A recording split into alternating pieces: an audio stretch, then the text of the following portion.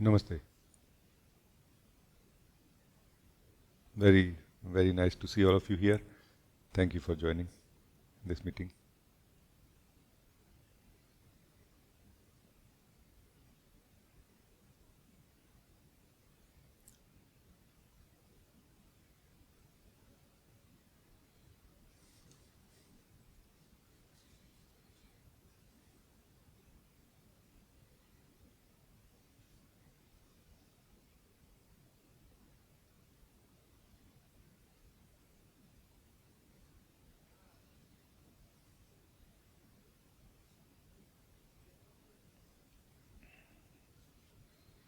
You are welcome if you want to talk to me about anything.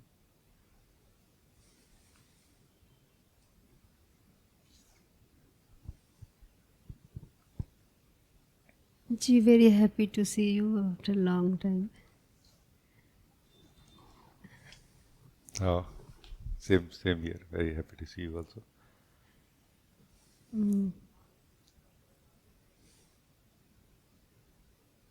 I want to report.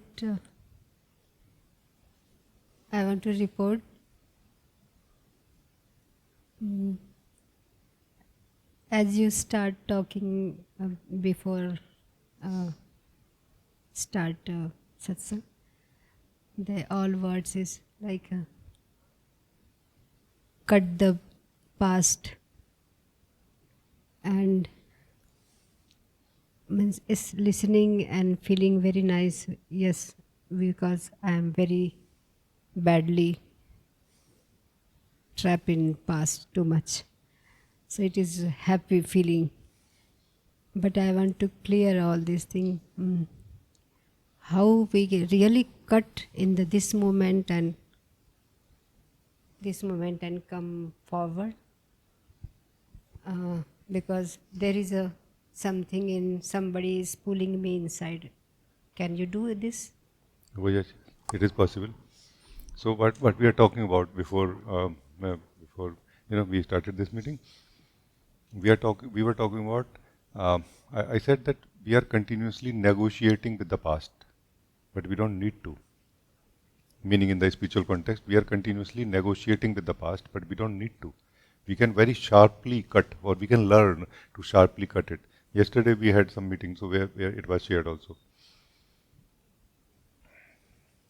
And you are saying that I feel this is very useful for me, and is it really possible? Or like, what is the way? You are saying like this, no? Yes, it is possible. First, you need to understand, first of all, what is this negotiating with the past, how we are negotiating with the past, and what is the way out of it, like how we can be free from it. Understanding is very important. Without understanding, it's not going to happen. So negotiating with the past looks like there is some kind of mind inside me, some kind of ego inside me, which is continuously negotiating, like imposing its own conditions on me, terms and conditions on me, and I just have to accept it in some way. I am weak to accept it. It feels like this to us. But we never think that whatever thought comes inside me, why I attend it.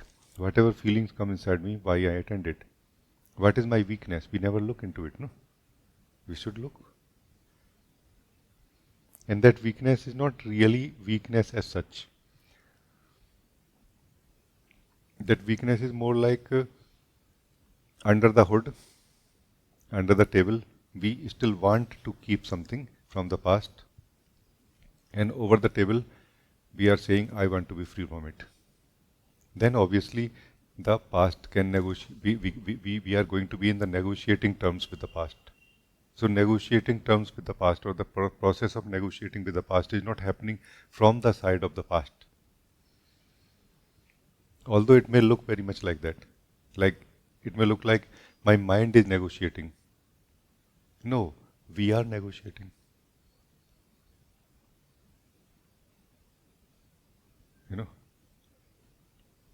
We are negotiating, not the mind is negotiating. So why we are negotiating. This is what we should understand. Let's say the proposed idea that we can sharply cut off from the past in the spiritual context when we want to.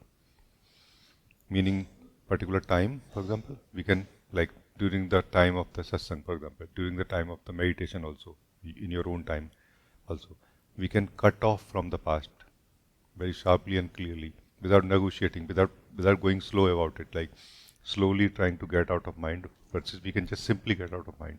It is possible.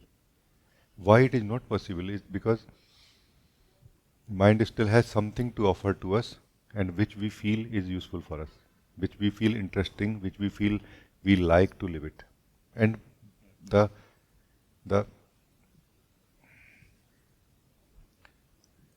difficult part of this is that we are mostly not aware of it so much. We are aware but very less. We are not aware of this fact that the power of mind is power of mind is coming from my interest in it. So to end the negotiation with the mind or with the past, we need to really understand what I am getting from the past. And unless we let go of that, we will have to negotiate, no? Because it's like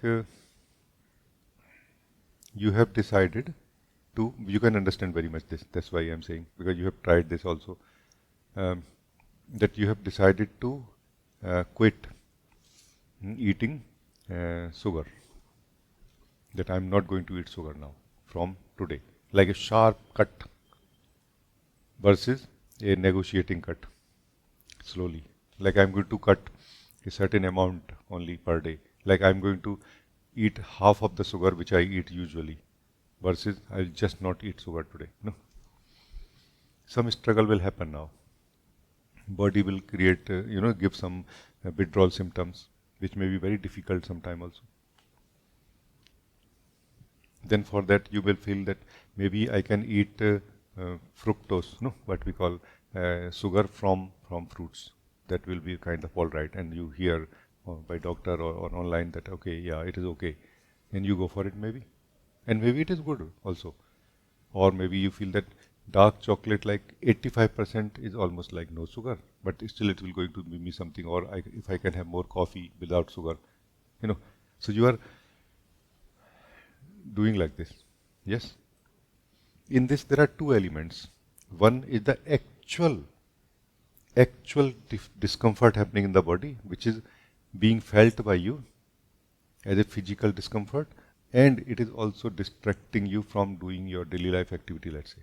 This is one component of it. Another component is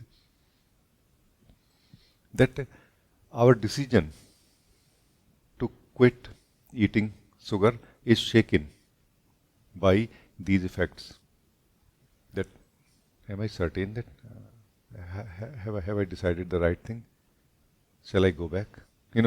So that decision is shaken. That part we can take care. I don't mean take care in the sense that we stick to the decision. No, we stick to clarity, not decision. Clarity is the cause of happiness in life, not decisions. Any decision coming out of not clarity is only going to lead to unhappiness. Any decision coming out of clarity is only going to lead to happiness.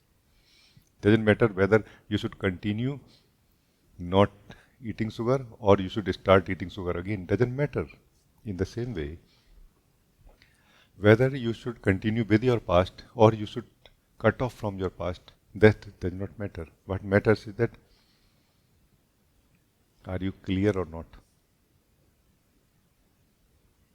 Not that what mind has to offer to you decides, but you from your end decide that what I want to take from mind. Right now it is a joint venture. Not really, but it looks like that. But in reality still it is the central thing only, because ultimately you are that who is the consumer, who is the beneficiary of the past, isn't it? So you should be clear what I am getting from the past.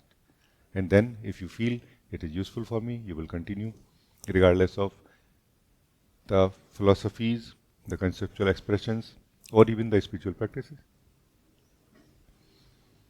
And when you see that there is no benefit of it, and you see some benefit of being in the present also. Because why to cut off from the past? So that we can be in the present more, no?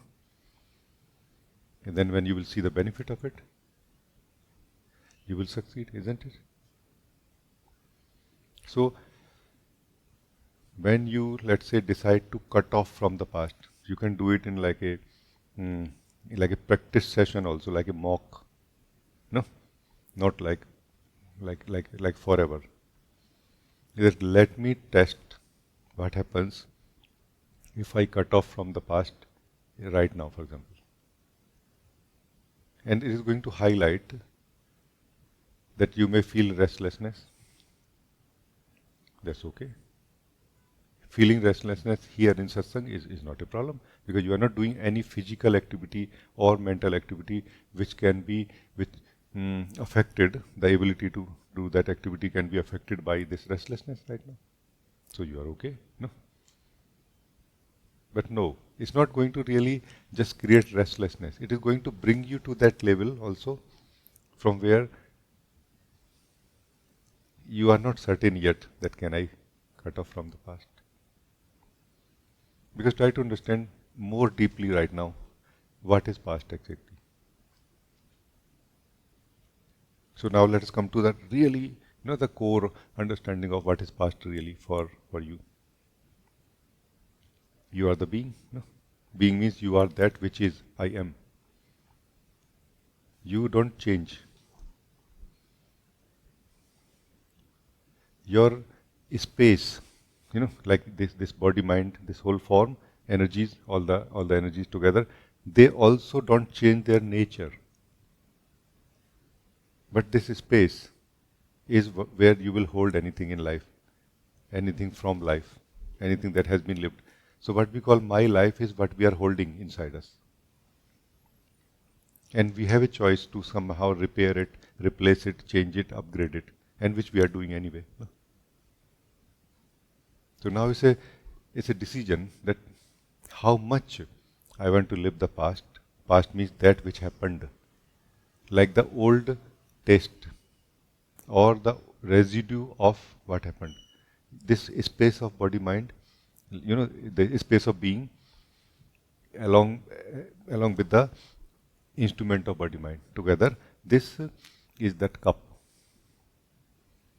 in which the life experience is filled. The more this cup is free from the past, the more beautiful and profound will be the experience that is happening right now, that is filled by the present, by the life, or that experience of life in this moment which we open up to also. Through meditation we learn that I can close my sensitivity also from experiencing life to experiencing myself, and I can open my sensitivity again to experiencing life. So when your sensitivity is open to experiencing life, that time this applies, what I am sharing. That the more empty your cup is, the more it can experience. Because the more you are full of what is happening right now, the present moment experience, the more deeply you can experience it. It's like your cup has just 10 ml tea versus your cup is full, like 50 ml, 100 ml cup, 150 ml cup. No, you can understand. And body, mind, and the consciousness also not just about the quantity; it is about quality also. The more multidimensionally empty it is, the more multidimensionally we can experience life. We are experiencing life in a very monotone right now, very flat, not three-dimensional in a way really, in this sense. So, anyone who would understand these things, simple things, will start emptying their cup more and more. Not for any really specific reason called enlightenment or something, but just because it makes sense. Like why you want to keep your chai in your cup, the old chai, which you just finished or which you finished 1 hour back, 2 hour back, 3 hour back, when the new fresh coffee is being served, would you not like to throw it at least if you don't want to clean the cup? You would like to know. So that just throwing that old tea is called cutting off from the past.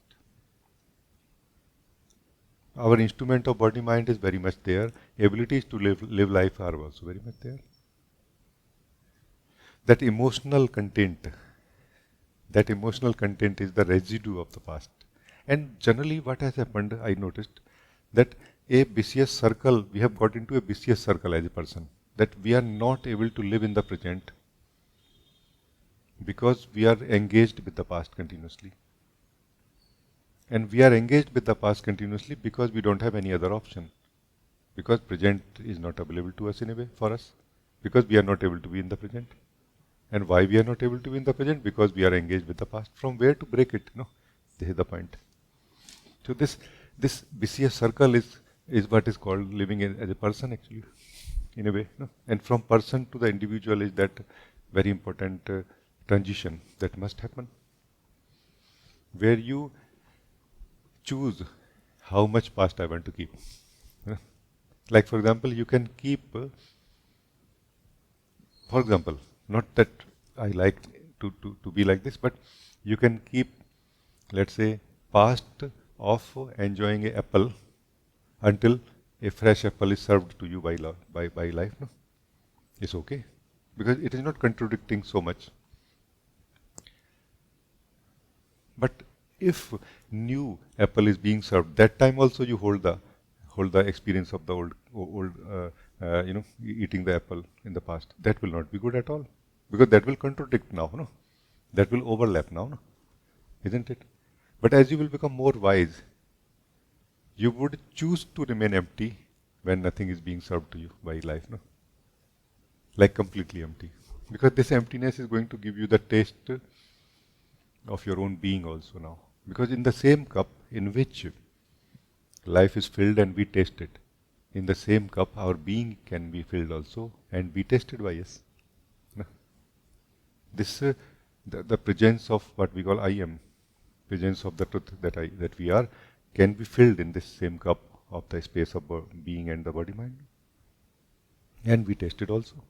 And the more we like this taste, somehow we generally many times we will lose interest in the tastes of the world also. Meaning not all of them, but many of them. Like they are just not at par. Like your taste of your being is so intense and powerful and beautiful. They are like in Hindi we say fika. There's something like faded. They look like faded experiences. This is like a clear color, clear experience like this. No? So, is this understood?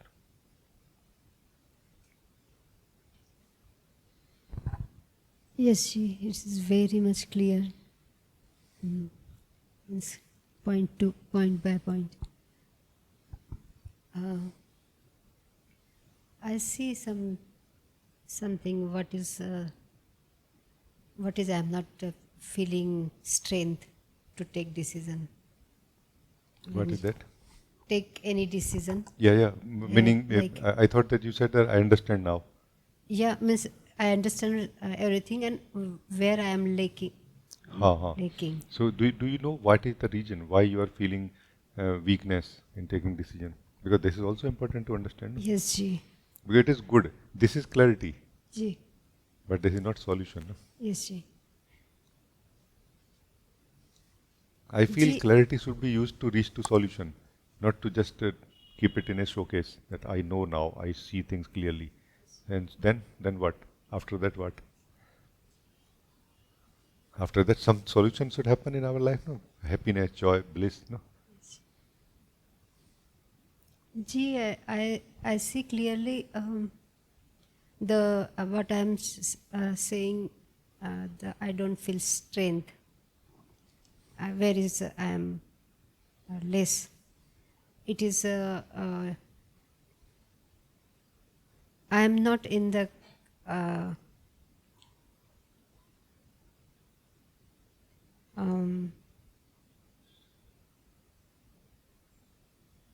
साधना के उस mode पे नहीं हूँ कि बिल्कुल और कुछ नहीं चाहिए अभी, and that is means I am still in too much in past and past. Meaning you are saying that, I would like to translate it like this, and please confirm that you are saying, when you say that I'm still too much in the past, meaning I'm too much interested in the past. Yes, still some mind something लुभा देता है ना still. No. See, if you go to a mall and you went there to just pick up your bike and you ended up buying 50,000 rupees of things, no? And then I say, what happened? You just went to pick up your bike because you forgot that bike, or I picked you up there that day. You say, oh, I don't know, just those salesmen, those boards, those signs of 60% discount plus 10% extra, they just attracted me. Will I accept it? No. I will not say they attracted you. No, you got attracted. So correct the language first of all. You are saying that my mind attracts me. Your mind doesn't attract you. Correct the language, please. Because that correcting the language is taking responsibility now. That no, my mind is not attracting me. I am choosing to be attracted by the mind. I am letting myself be attracted by the mind. No. So this is my question, why? First of all, do you agree? Meaning it's clear? Is it what you are saying? Yes, I am clear and 100% agree. I am attracted. Still, I am attracting the things. Yeah. So why? This is my question now. Why? Because you must know. No? Yes. This is what we are doing, looking into it. No? So why you are choosing to get attracted or to get into the mind?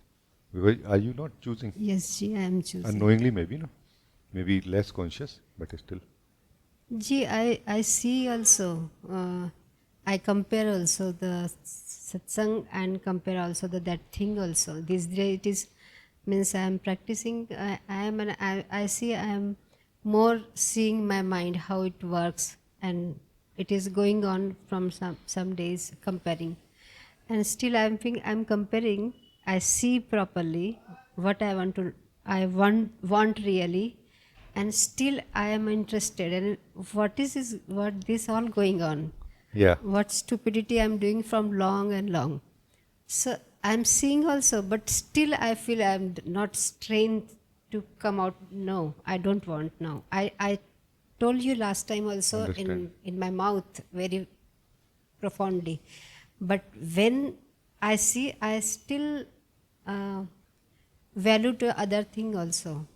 Means I am in this mode right now, so complete this thing. But what you are saying right now is very strong. Meaning, even if you are talking about not being strong, but you are very strongly talking about it, isn't it? It's not funny. What I'm saying is something important. How you are able to talk so strongly about not being strong? From where that strength is coming right now? Have you checked? From where this strength is coming right now, that I don't have strength. No.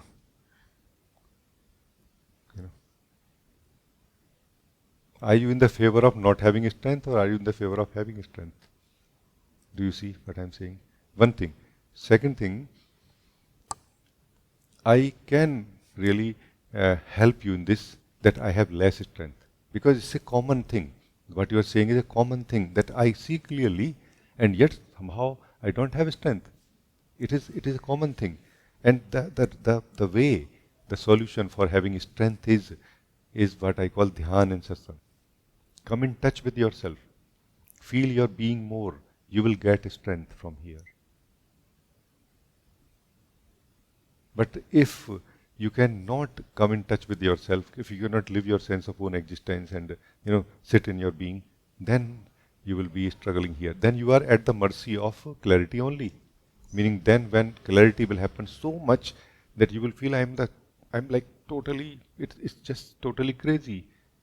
That I clearly see I'm doing wrong and still I'm doing wrong. Then only you will stop doing wrong in a way. No? Why don't you do both? Continue spending your time in clarity, increasing the clarity at the mind level, and also continue sitting in your being. Every time you will feel more strong in a position, in relation to the mind, the pull up towards the mind. Because please understand that who you are cannot be pulled by anything. But only when you forget who you are, then you get into a state where you are pullable, you can be pulled now. And you will not be able to figure out so easily in the beginning that how I am being pulled. So there is no straightforward answer for it. Even if you have become clear, you will not get the solution. The solution is live the truth of who you are. This is the solution. Because now clarity has happened. Now you know you have all the reason to not be pulled into the mind. So that clarity is very good. But now feel the truth of who you are. Yes? Do you feel that it will help?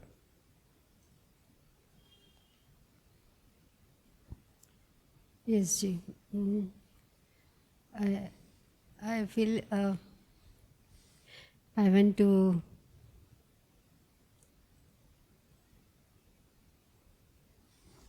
as you say, clearly see.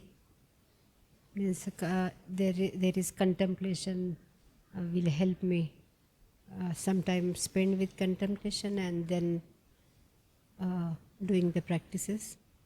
And practices more and not listening to the offered things. It will strength come and will be clear this thing, I think. Yeah. Don't also try to save your energy. Here you have very less energy. At the time, when you are in such a state, you have very less energy. Your energy is very valuable now. So you should save energy in a way. And you should try to avoid falling into the state of mind where you start feeling judgmental towards yourself. That, oh, I'm not doing so good. I don't know what to do. Try to avoid, because that sucks a lot of our energy. Being more simple, straightforward. It is clear to me, like whatever has become clear to you, that this is clear to me that I am falling in the mind trap again and again. It is also clear to me that I want to succeed. So it is also clear to me that I am going to continue practicing until I succeed. And this is somehow going to give you such a stable ground that you will start succeeding more and more. So just try to be clear that whenever you, the one who is practicing, who is deciding, who is doing everything, whenever you feel sad, whenever you feel hopeless, whenever you feel I don't think I'm doing well, that time you should check deeply, because that is the time when you are giving energy to your ego, to your mind, and not to yourself.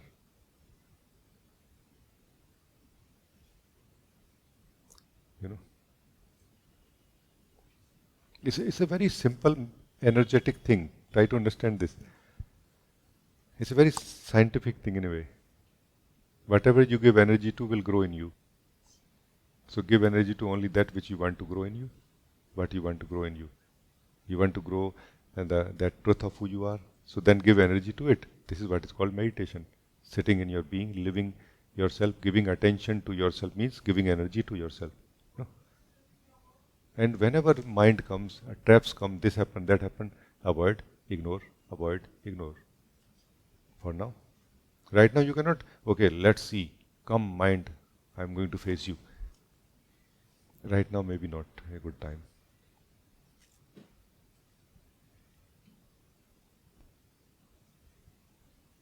Yes, Ji, thank you so much.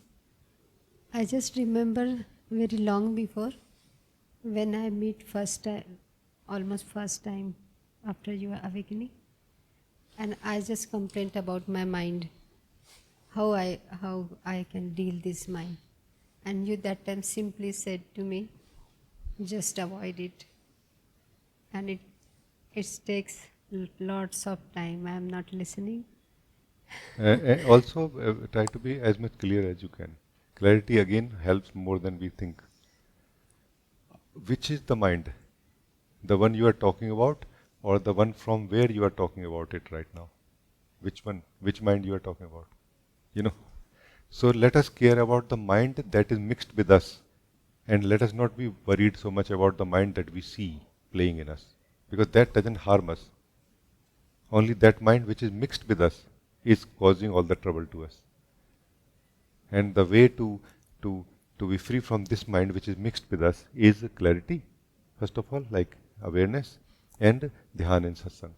Living the purity of our own being, it will enable us to see how much and what all is mixed with us. No? Like, oh, why I'm why I'm feeling unhappy when I'm looking at mind. You know. So this feeling unhappy is that portion of mind mixed with us. And and mind is very, like if mind was a person, it is very happy right now when it is very unhappily looking at you, at itself. Oh my God, how difficult it is and how weak I am. So be clear about it. Yes, Ji. Very clear. Good, good. Thank you. Thank you so much. Very good.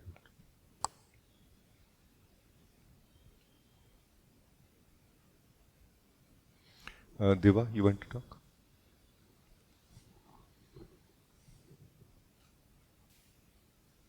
Namaste, Rajee. So this conversation with Mahima, and I could relate to this so much because I know that for a long time there was a struggle with fighting the mind, like in the way that mind has to offer something, and it's always something which is not real. That was my experience. It's not truly what happens because it is just a pattern. The characters change, but the pattern is the same, and the promises are just imaginations. So I learned that, and I also, and that is so true that you mentioned about that we have very low energy, and for that is something which um, that's how I raised my hand also. How does one realize this, that uh, because the mind, once we get hooked onto this circle of imagination and the past and all, how does one realize that the energy part? That's what I was I'm trying to understand, that it feels as if, mind can take as much energy as it can, and then you just move on to the next thing in life. And that you have mentioned this a few times while explaining how the mind, how our patterns uh, take up energy and we have very little energy.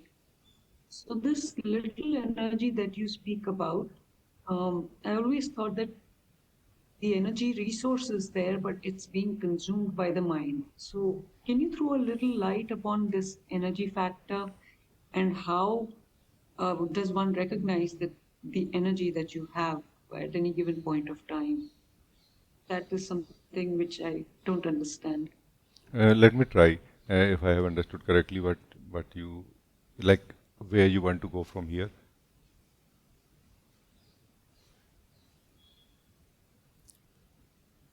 Generally, when we are living as a person, we have sort of a fixed energy. We don't create energy so much, in the sense that we don't pull so much energy from the source where there is a lot of energy still left in the individual. No, we remain limited to the energy we have. We just keep managing that energy, like energy management. Like if I have to think, I have to stop feeling. If I have to feel, I have to stop thinking about certain things. If I have to focus on some project, that time we cannot maintain certain things in our system, so we have to put them on paper or something. So we are just always basically having very limited energy. So we don't have that kind of understanding that I can create more energy or pull more energy from my own source if necessary and as and when necessary. And even if it was so, then it will be consumed by the same mind also, no? So effectively what happens is, why we have less energy always in the ego state? This is an interesting thing to be explored, no? Where that energy goes. For that we need to understand that what is exactly the sense of person. Sense of person is a maintained identity, in which the identity part is more important than anything else that we are doing. Anything that we are doing, no? Whether thinking, whether feeling, whether doing anything, going and like this. So this identity part is what is also a doing by the being that we are, but it is not noticed by us. So unknowingly, unconsciously, the doing or maintaining called the identity, is what consumes. The more it can consume, the more strong or believable it can become, no? Let's say this identity that we believe we are has 90% of our energy, and we have 10% of energy for doing things.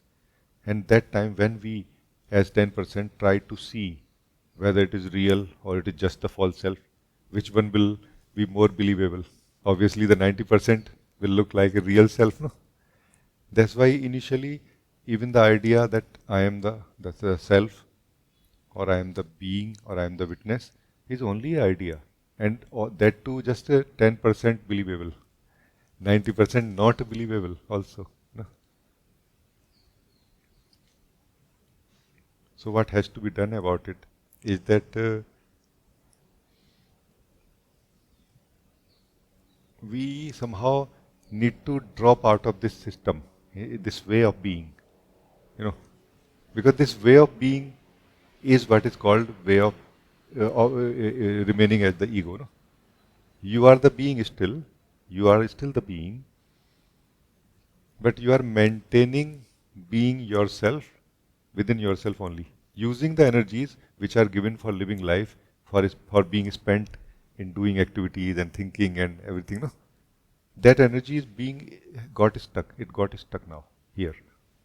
It is just being used to maintain who we feel or think we are. Plus, of course, the threads are connected to others also. What others think about it, what I think other thinks about it. Like example, a joke also could be that you feel that let's say you may feel that Rajee feels that I think Rajee is feeling that I'm not so stable today in the satsang. So is this that Rajee is feeling this, or is it that you are feeling what Rajee is feeling? No. You see the circle. And somehow when you speak to Rajee, Rajee may say, oh yeah. I also felt that you are not so stable. And then it will be validation. Oh yeah, I was right. And you might be right sometime. But the point is dependency. How much dependency? Actually 100% dependency. No? We think that I am just a little bit dependent on people. No, we are 100% dependent on people as ego. No? 100%. 100% I say, check inside you. Because the very ego is made of validations, circles of validation with others. No? As this pure sense of existence I am. First time actually we experience ourselves beyond dependencies and validations. No? That, aha, I actually am regardless of what anybody thinks about me right now, or what I think about they're thinking about me. Beyond thinking, beyond feeling, sense of existence. So there is no way you can really save energy in the ego state so much, except that either we become more neutral, like less emotional about things. And less emotional basically in the ego state translates to not living, less living, no? Because in the ego state we live through the emotions only, meaning the egoic emotions, no? So don't live, just see. That makes no sense, no? So we can have energy, but at a cost here, you know. But if we really want to have energy, we need to slip out of this very model of being. Not model of doing, only model of being. Doing is fine.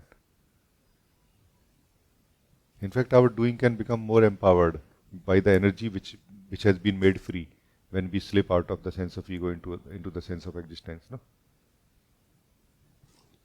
So is this the direction you want to discuss? I'm not certain, so I'm just checking. Yeah, Rajee, totally. Can relate to it every step of the way as you're talking. And it is very, very true that you also mentioned that Dhyan and Satsang, that's the way. That's the way. Increase the levels of energy, and being is the way to live.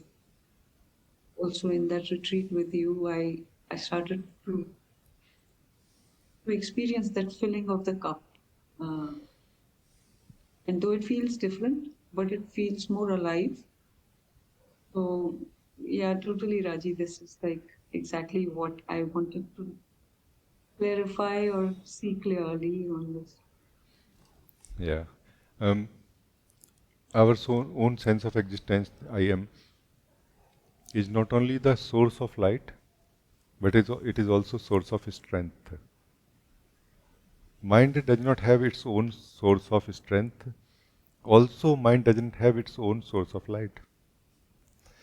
Like whatever consciousness has entered in the mind is that much consciousness available there.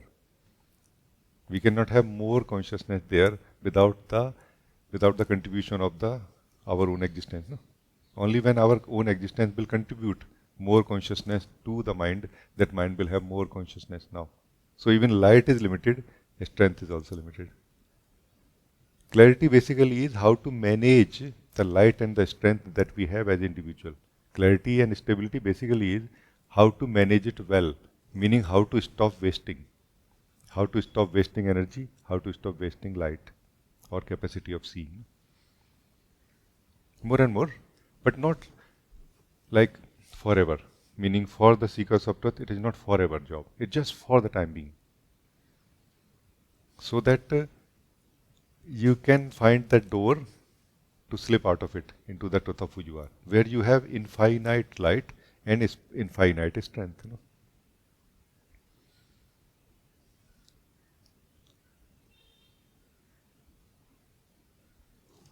So stability and clarity in this framework of 2110, the step from 2 to 1 is essential. Otherwise, we will just not be able to figure out what exactly is happening to me. You know. Now I sense that you have started figuring it out now. That this is happening to me, or this happened to me before. You know. It is mainly because of you have started coming in touch with your own being now. You know. From here, the higher wisdom is waking up, which can actually enable you to see what is happening. What happens to me when I get caught up in the mind. Mind is not a place. Mind is a state in which we enter. No? Mind is not a place inside us that, okay, this left side part just under my heart is that thing called mind. No, no. It's a state in which we enter, no? Like a state of intoxicated, like drugged state. No? But still in the drugged state, there is some consciousness. Use that consciousness to get out of it. This is the point. This is the point of clarity and stability. Use your available consciousness, available energy to get out of it, first of all. So I think then we are good. Thank you.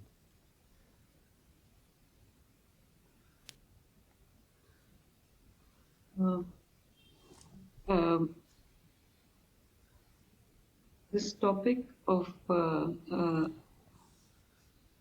coming from stability and clarity into the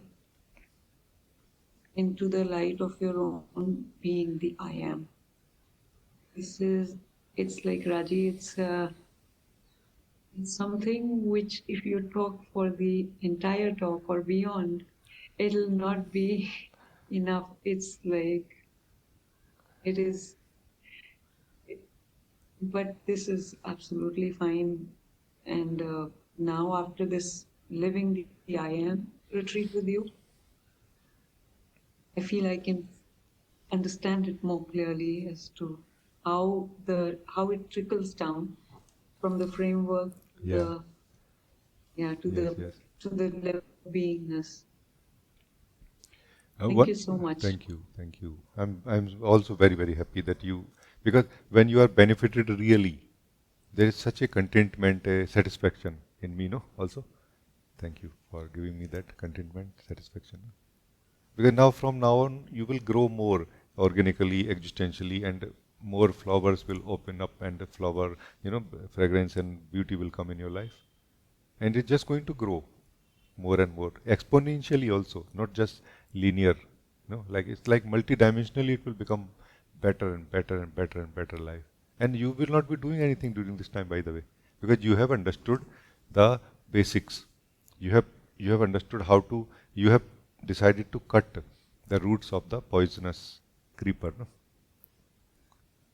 This is the thing. The poisonous creeper brings poison to your life, and also it takes energy from you to live. No, this is ego. No? Your ego is that poison which brings poison in your life, but it takes energy from you to live, to flower, to become strong. No? This one, once understood, you will just simply withdraw yourself from it into the truth of who you are, I am, and will never go there. No.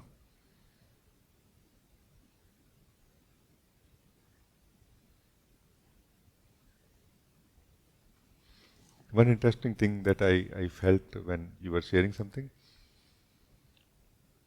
let's say you are in a certain state of mind where you feel confused.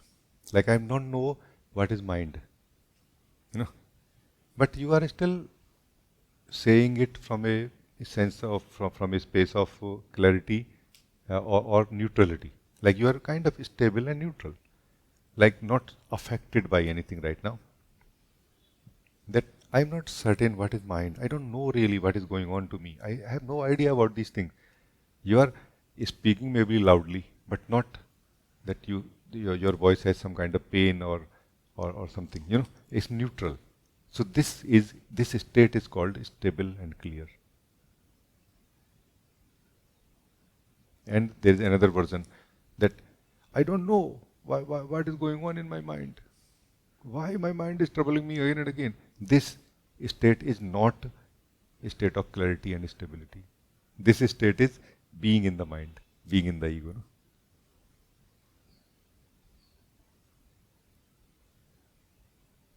And we just don't see the difference. Generally, while we remain in the mind, we talk about the mind, we try to be free from the mind, we cannot.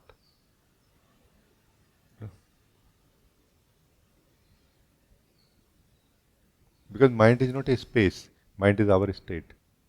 Unless we change our state, not the state of things which we see or feel inside us. No, the state of the experiencer and the seer has to change from not being clear or being in the mind to being out of mind and being clear and stable. No? This is why, Diva, consistency is important. In the spirituality, consistency is important. Are we consistent about our decisions? Or if we are not consistent, why we are not consistent, by the way? Because we are in the mind. So mind decides what happens in the thoughts, in the mind, the thoughts and feelings, and how important they look at any point of time. That decides what I will do or not. You know what I mean? But now, as you start taking charge of your life, no, I'm going to decide, not my feelings, not my thoughts. This is what is stability and clarity. That I am going to decide now. No, not my mind will decide. I will decide. Enough of this nonsense. No, when you say like this, you have already started coming out of mind. So who are you, by the way? You are the pure I am. You are this I am. Forgotten completely your strength, your power. No. Stability and clarity is your first declaration of getting back your power. You declare that I have the power and I'm going to use it now. No. Until then, even if you come to satsang, you are listening, you're drinking this, the grace of beloved, but somehow still believing that no, mind is so strong, I don't think I can do anything about it. So I just wanted to say that how straightforward things are, but somehow everybody has to make decisions in life, hard decisions actually, meaning when we are in the mind state. No? Thank you. Very nice talking to you. Very, very nice.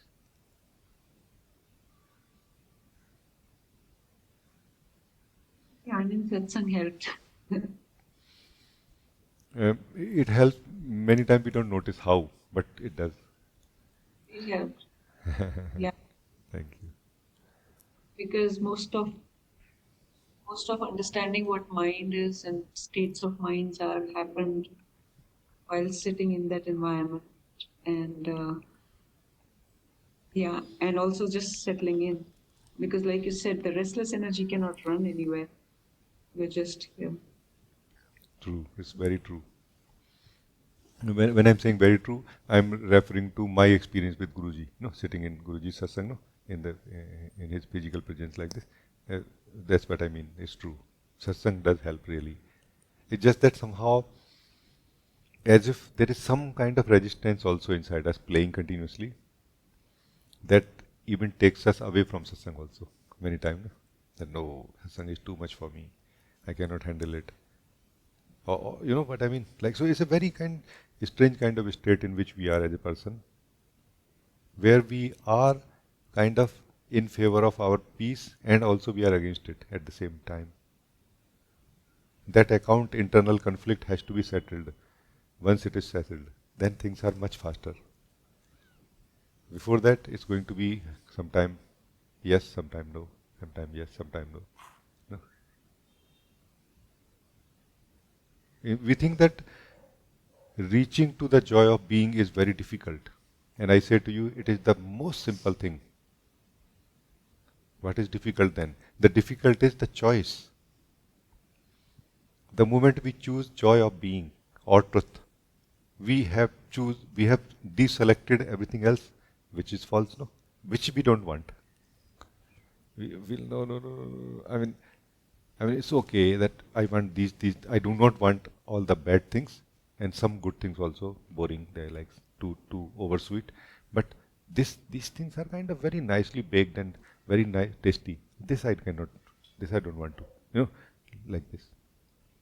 But life comes in a package also. Many things. No? So either keep the whole package or leave the whole package. Also. When I say package, I don't mean really there are things which are there. I mean the things experienced by us from that state of being. I mean that. There is just one thing called state of being. What is experienced is exactly the same thing from different states of beings. The body, same thing. Breath, same thing. Other bodies, experiences of life, same thing. But from different states, they are experienced differently. This is the point. Not different things are experienced.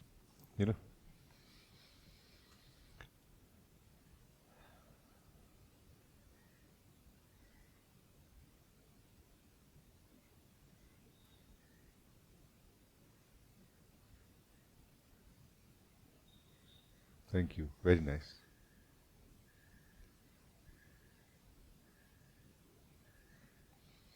Mila? Thank you, Rajee. I would like to clarify one thing with you and look at this more deeply. Yeah. I'm preparing myself to go to India to meet you physically. And this time when I'm preparing myself, preparing my work here, like finishing everything, there is a lot of happiness and exciting of coming there. And I look at this as, yes, it is beautiful. Of course, I'm excited and I really want to come and meet you. But why I'm not same happy and same, like I don't have same happiness and exciting when I'm living like every day, because every day and every meeting with you online, it is a way to the truth, to myself. But I don't experience same happiness and same exciting. My question is clear? If I feel that you are saying that meeting you in person, like in the physical form, versus meeting you online. No, this is what you are saying. No? Basically, my question more about that. I'm not happy on the way to the truth. I don't feel this happiness, but I'm very much happy when I preparing myself to come to India and meeting you. Oh. This is very strange, and like why to know, to realize that I'm going to realize myself, don't make me happy. Why it is like this? Oh, that's a kind of difficult question. I don't know. This I don't know. Let's see. Maybe to look at this, that for example, you give us example that for your friend is going to the mountain, and to prepare herself for the mountain, and preparing everything and going to the mountain and coming back, and etc. This is pure joy. But for us, if I could say like this, seekers of truth, there is not same. Like that you are saying. Okay. Yes, maybe that could be more clear.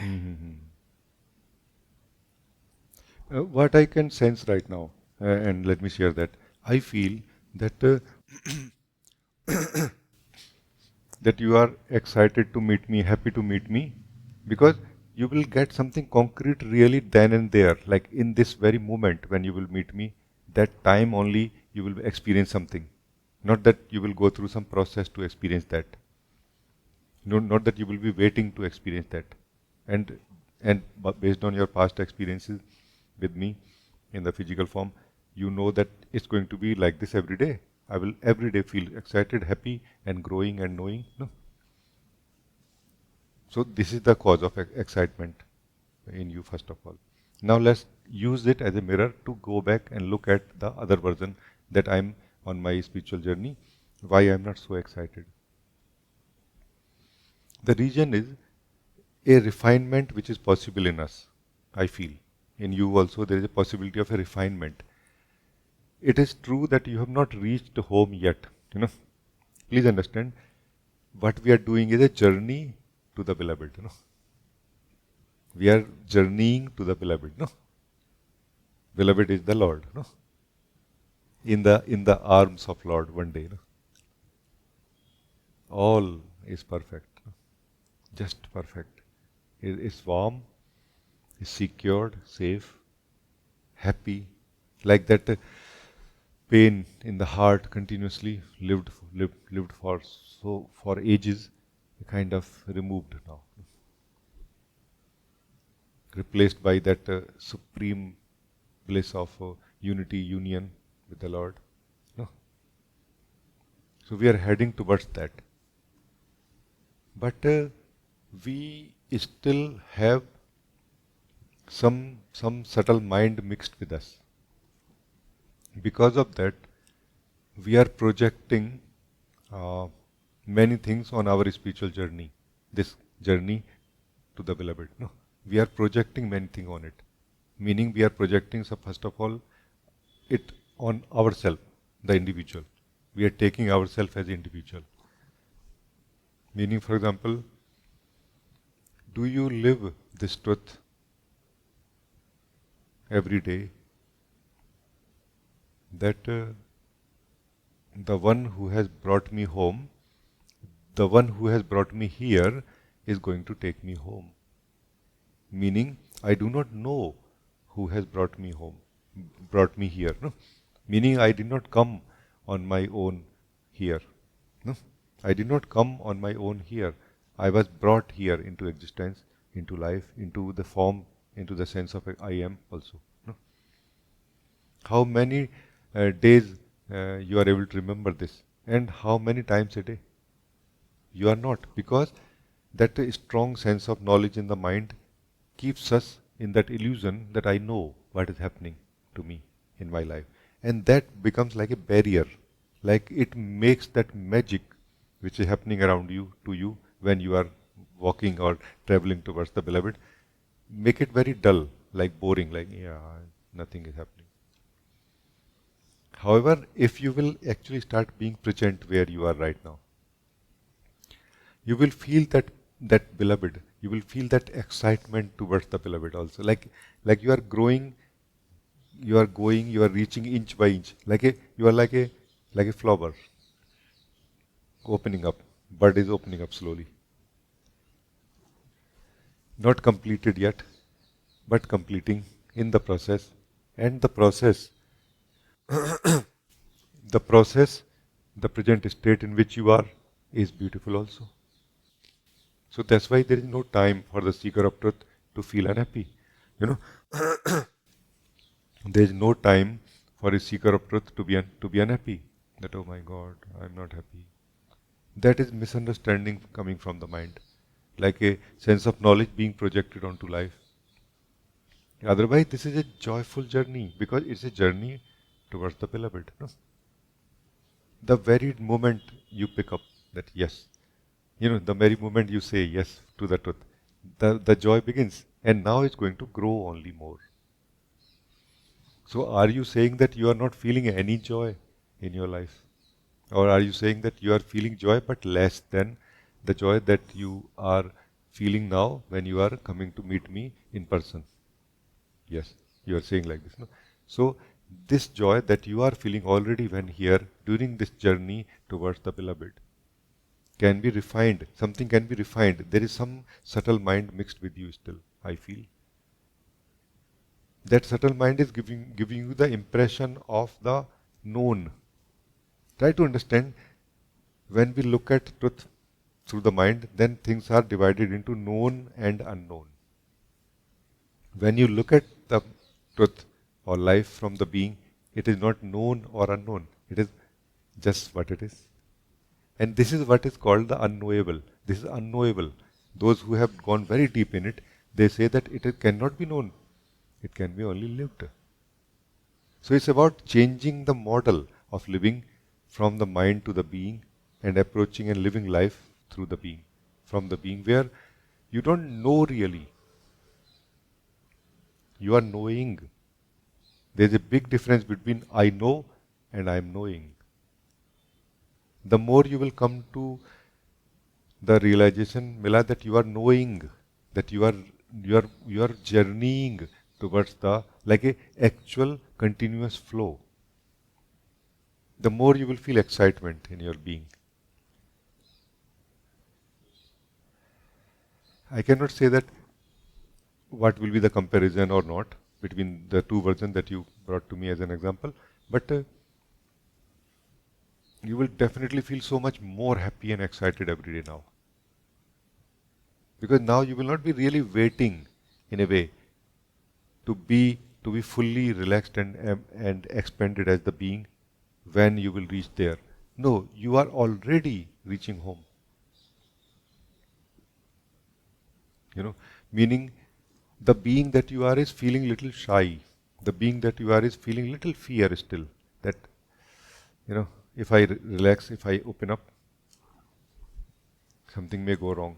And as you will become more available to the present moment, as you will connect to your being and from your being to the truth of life, you will be able to see that protection given by the Lord, by His grace to you. No, you are being protected by the grace of Lord, that you will relax now. Like, aha.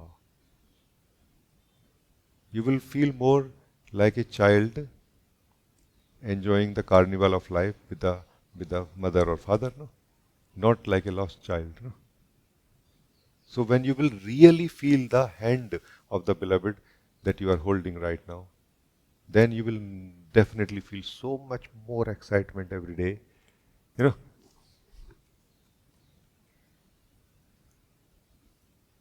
and allow me also to bring you to that clarity again and again, to that purity of knowing again and again, where you see that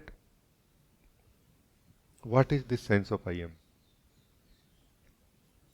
This sense of I am is that traveler who is traveling towards the beloved. No?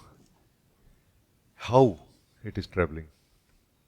It is not really traveling by doing things like a journey or like a steps or movement. No. It is traveling by living its own nature. The more purely it can live its own nature, the closer it is to the beloved. No. Meaning, when in this individual sense of existence that you are, there is no mind mixed with you. When you are living your own nature, then you are closest to the beloved. No? And there will be a time, or there are times when you have experienced the presence of the beloved inside your being, clearly. No? But then what happens is that because of your continuous engagement with the work right now, as if you forget it, which makes the excitement little less diluted. No, keep that excitement alive. Because why in the first place we are living life? It is not really to just earn money and things like this, no? No, no. It is to not only reach home to the beloved, but also even to feel that excitement every day also. You know?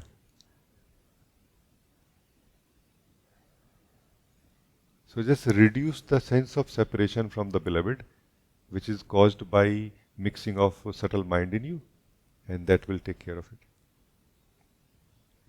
You will be very much still talking the similar way that, okay, I am traveling, going to my beloved, but you will somehow as if start living the presence of beloved already every step.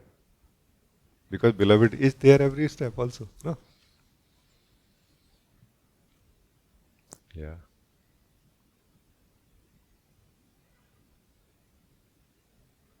It is most difficult thing to understand that what exactly is happening to me. Where is the beloved and who is the beloved and who I am? Why in the first place this whole thing is happening? It's not possible to understand really if we talk about it. But I am not talking about it only, we are living it also. You will remain separate from the beloved, and beloved will always be there also. Like more confusion. What the hell? What is going on here? Who I am? If I am one with the beloved, why I don't become one with the beloved? It is because of the will of the beloved again. So those who live in the will of the beloved, will of the Lord, they remain happy continuously every day, every minute. Are these the same people who reach home? No, these are the same people who don't care about reaching home. They care about holding the hand of the beloved only. Home or no home. Because beloved is home for them. Wherever is the beloved, that is where their home is. No? Yeah. This is where, Mila, expressions like this come from great, masters. Some great Zen master said that I am never lost because I have nowhere to reach. I am never lost because I have no destination to reach. Which is what it means that I am living with the beloved here and now.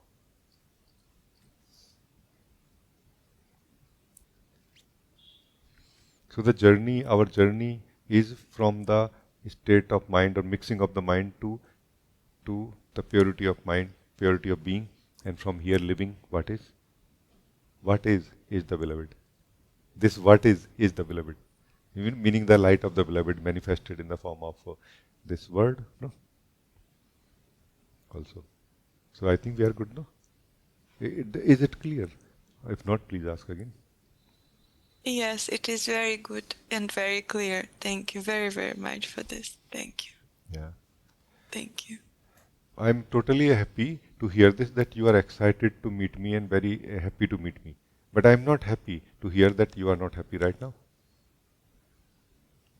This is not the way of the being. Way of the being is that being is happy right now and being is happy more also tomorrow. This is the way of the ego, that I am not happy today, but I will be happy tomorrow. No, tomorrow happiness is the way of the ego. Today happiness and growing is the way of the being. No? Like this. So I think very good. Thank you.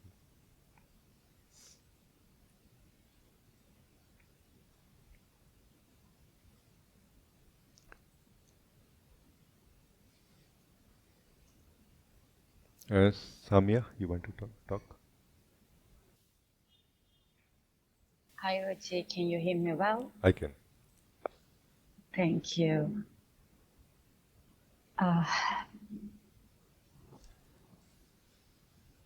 Sorry, I don't know where to start or what to say exactly, but just thank you for mentioning about God like as beloved, because to connect with him in emotional way, this is what attracts me and what just reminds me.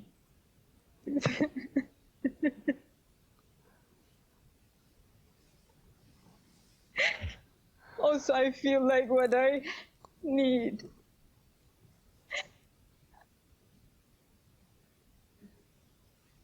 Just to abandon myself.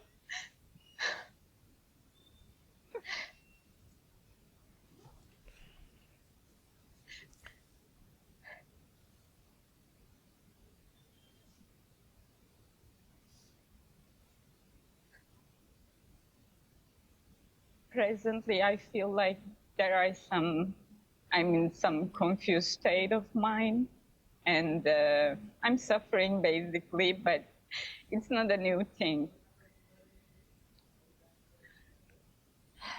One thing is that, like, there is a continuous suffering within me. My mind is quite down mind, which is not happy, as it is mentioned, even though I know and experience the happiness of being.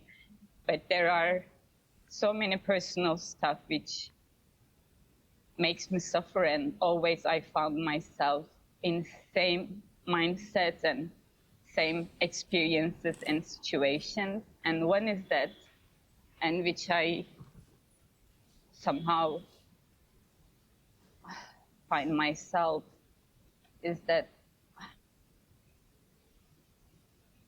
I don't know why, but I was forcing a romantic relationship, which I was cherishing a lot. And I don't know why this one thing is too much within me, just a need to be loved by men. It's like I don't know.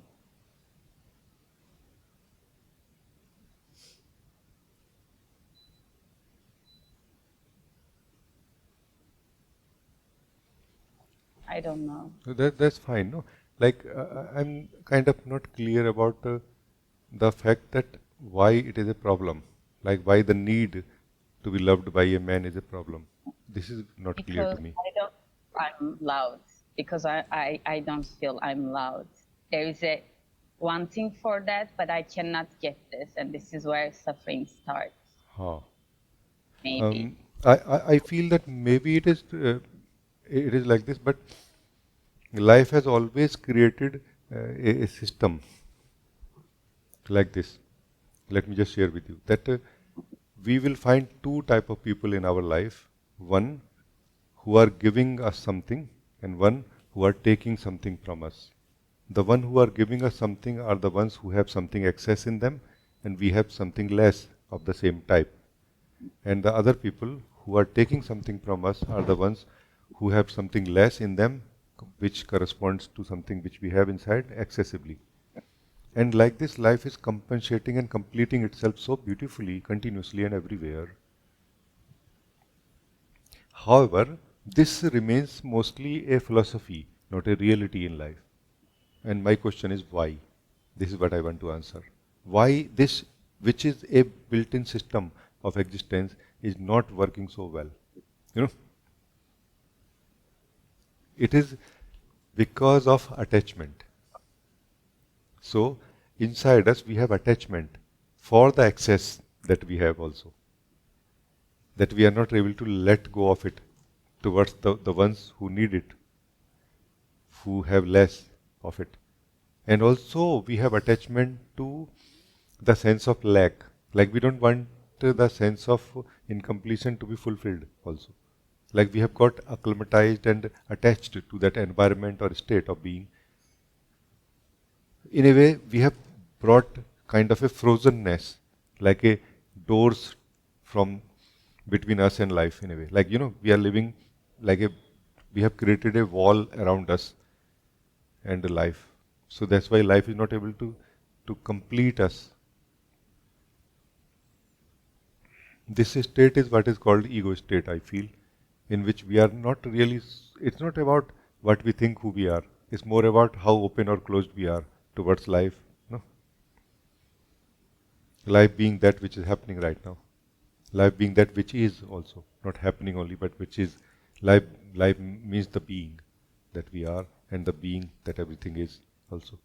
So how much more closed we are, how much more open we are, that decides somehow that how much the existential way will take care of us or how much we have to take care of it ourselves.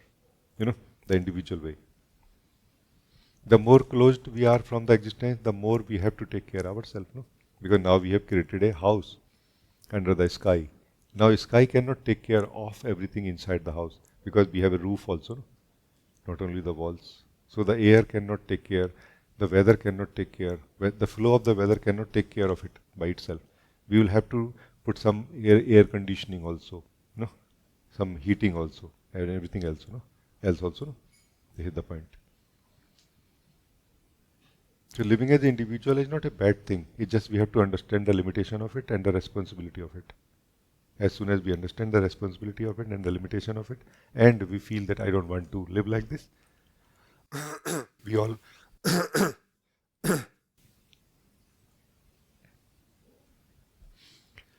as soon as we see the limitation of it and the responsibility of it, and we feel that I don't want this model, I want the full package called existential flow, the will of God, we can go for it, no? In this example, then what will happen? Not the very next day somebody will show up at your door that, hey, are you free for dating or something? You know, maybe for next few months or even years, nobody will come maybe. But now you will be more and more and more happy, more and more excited, more and more energetic, more and more celebrating. You know, what is that excitement in life? The life itself, the material life is made of, is that excitement. When we live it, we feel excited. When we don't feel excited. When we create walls around us, inside our body, mind, in the being, then we have very less life left inside us. It kind of is finishing like oxygen, less oxygen left. We need more oxygen. Come back to the truth of who you are. Feel the truth of who you are. It does not deny any needs whatsoever.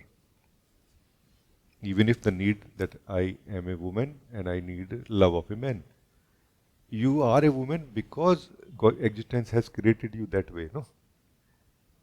So first of all, be happy. Not, oh my God, why I don't have anybody. No, there is somebody. You just have to align yourself in a way, in the existential way. You know? Or do something as an individual, no?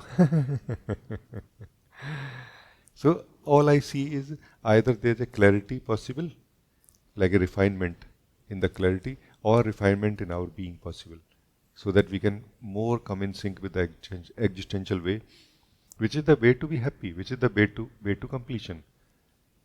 Completion where we are feeling incomplete in different level. This is one of the example that as a woman you are feeling incomplete, and a man, a company of a man, a romantic relation of a man can make you feel complete in some way. And life will be happy here, no? It's life's arrangement, no? Life will be happy. Oh, that's nice. Until you feel that no, I don't need this now, or something will change in you. Maybe you will want something else, maybe some different kind of completion you will want now, maybe also, no? So there is a completion that we need at the body mind level, at the individual level, like from within the individual we have the need for completions, but also beyond the individual also we have a need for completion, that is between the individual and the source, no? between the myself and the Lord, no? That is also a completion, no? That completion will be highlighted when we are not so interested in completing ourselves within the individual, no? When we feel, no, this completion is more important for me, meaning the pain of separation from the beloved is more giving me trouble than the pain of the separation or absent of the individual self, individual person beloved in my life, no? So this is the thing. I hope that it will help you in some way to open your own, existential wisdom, that you will see that, like kind of opening up in a way, or coming into the existential flow, in connection with life is the way, no? Life flows more through you, not like you do things. No, things happen slowly. You are able to feel the presence of somebody else. They are able to feel your presence. Something happens slowly. Things flow, things unfold very beautifully under the guidance and the wisdom of the Lord.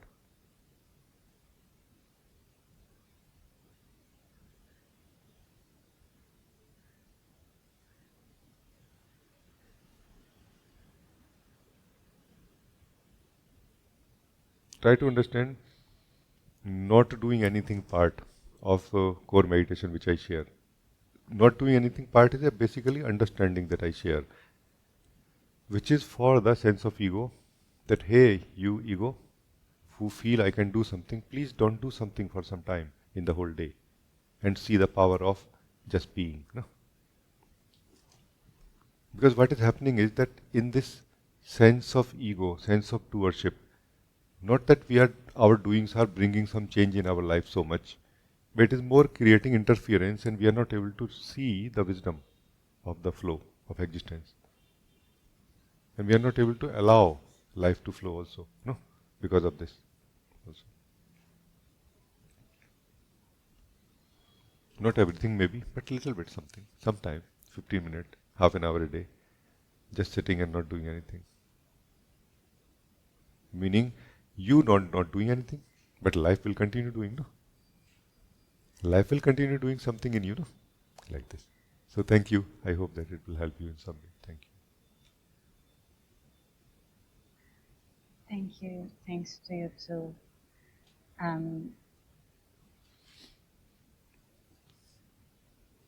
I feel like just there is so much confinement in my life.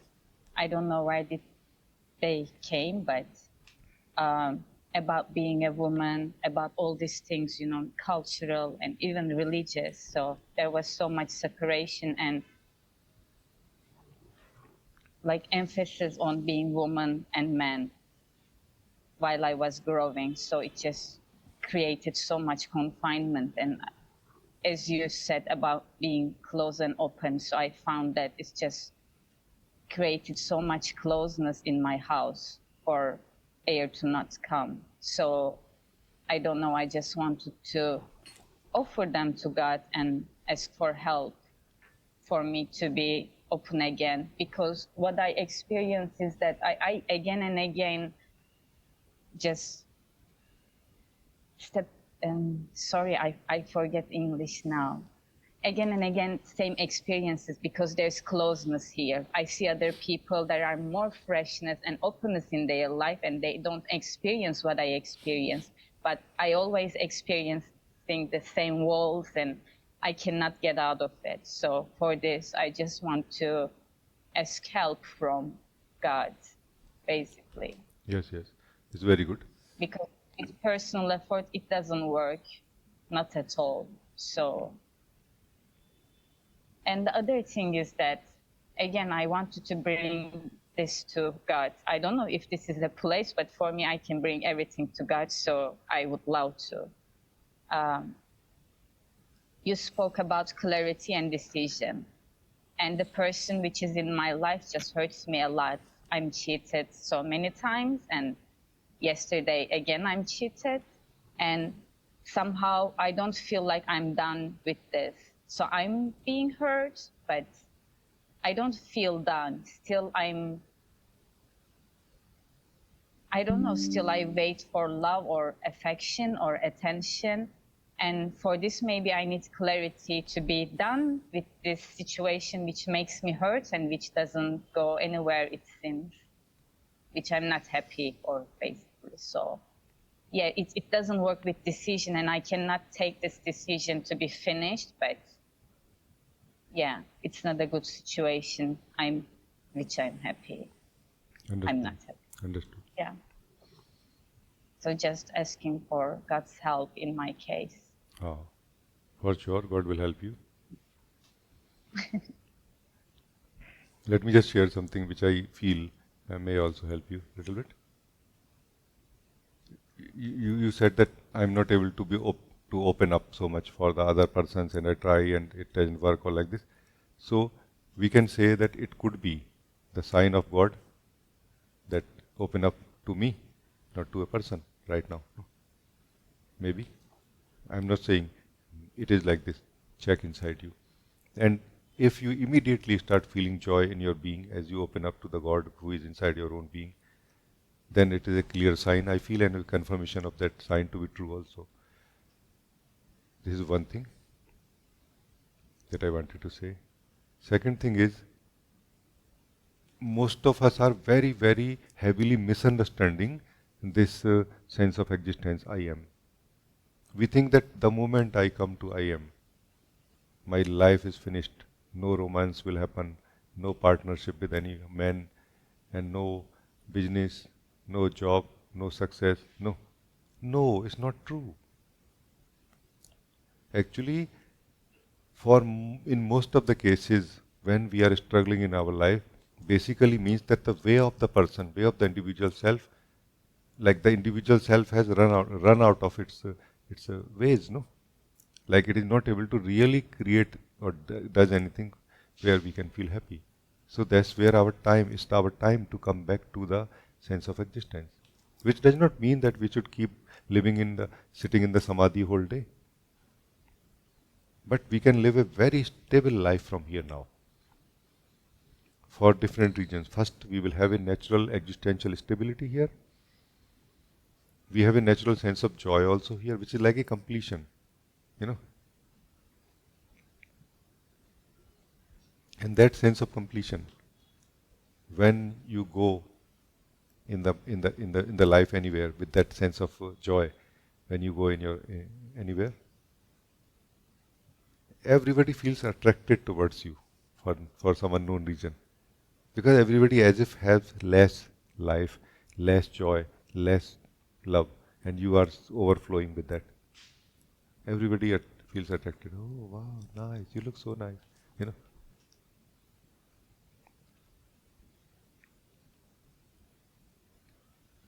And at the body-mind level, needs or, joy of completion at the body-mind level will continue most probably for some time. And you will enjoy that also. While you will continue enjoying the joy of your being, joy of your existence, and the natural existential stability. Our mind is against everything, including enlightenment and including living as an individual, not the sense of existence. The truth that we are is not against anything. Our mind, our conditioning, our learnt language, learnt borrowed knowledge is against things, no? Not our own existence. Of course, there are many desires inside us which are created by the ego only, which are like distortions of the real desires. They obviously are not entertained or given value by our own existence, no? So, I feel that you are really missing a very important part. When you pray, it is good. Pray to God, but also listen to God when God speaks back, no? Because God responds to you whenever you pray. Do you listen to that response? Do you receive that response? This is the important part. Otherwise, if you are praying, you are not praying, you are just trying to pray. You should succeed in praying, no?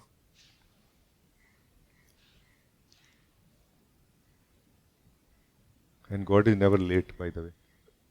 The beloved is never late. The moment you pray, the beloved immediately sends you a response in your being. You just have to be alert to listen to it, no? That okay, this is what you are saying I should do now. No? To be more present in your being is the way to listen, to get the intuitive guidance from the God that okay, what to do now. And for that also, you need to stay as I am, as your own sense of existence. This one thing, living as I am, is one solution for everything. Really it is. We are just misunderstanding it very deeply. That my life is going to be over as an individual. No, our life will start as individual once we come to the sense of I am. It's not going to be over. Nobody can make our life as an individual over unless it is, if we lose interest in the individual life, or if it is will of God, no? Which is basically not two things in a way at the individual level of I am. No? But living as a person in the mind is a very different thing. So, thank you. Thanks to you too, Rajee. May I ask one question, please? Yeah, sure. So, I heard like from you, like person and individuality seems like in your talking two different things. Am I right? I did not hear you well, I think. Can you say again? Can you hear now? So is the person and individuality are different things? Yes, different. This I am is the individual. Person is the imagination of this individual, in which this individual lives. This individual is the real soul, which lives in imagination about itself and about everything else. And likewise, other souls are also living in the imagination, in the other bodies, no? Like this. So this one is not alone in one body; it is in so many bodies, in so many forms. No?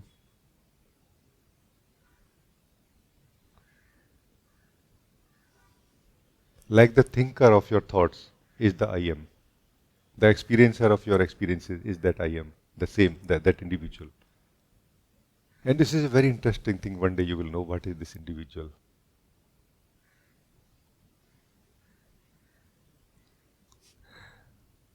Who is this individual? The day you look deeply into it, you will be like, oh my God, this is a jackpot. You know, it's a jackpot question. Who I am, who exists. Not a questioning like a process of self-inquiry, but a self-wonder. This I am wonders who I am, who just exists. As if you are entering into the heaven, into the heart of God. You know, as if you are entering into home.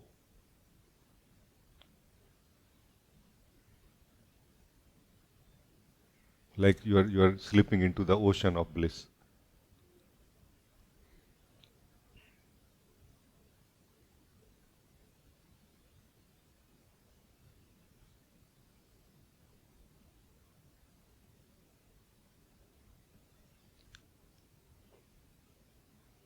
Very good. Thank you. Thank you. Ask anything else if you want. One more thing. You said that when you pray, you also need to listen to God. And so actually, even when I hear this from you, this feeling of like completely not knowing and like completely feeling of unableness comes. Like, but how can I do, like, I don't know what this feeling is really, but I feel like I cannot do anything. This, I Meaning, don't know how to. meaning you are saying that I cannot do anything to listen to the response of God. Like, I feel like I'm not able to do about anything. Like, I don't know what this feeling. It feels like I'm a newborn baby, doesn't know anything, and even if I Newborn babies hear, don't have the feeling of missing a romantic relation, no? So no, it's not true what you are saying. yeah, it shouldn't be true, but this is how I feel. Then maybe you are saying something else. Then maybe you are saying something else, not a newborn baby, but something else, no? No, not newborn baby, not in that way, like unable to do anything, not that like purity way. Okay, just a second, please, if I can put in another words. Yeah.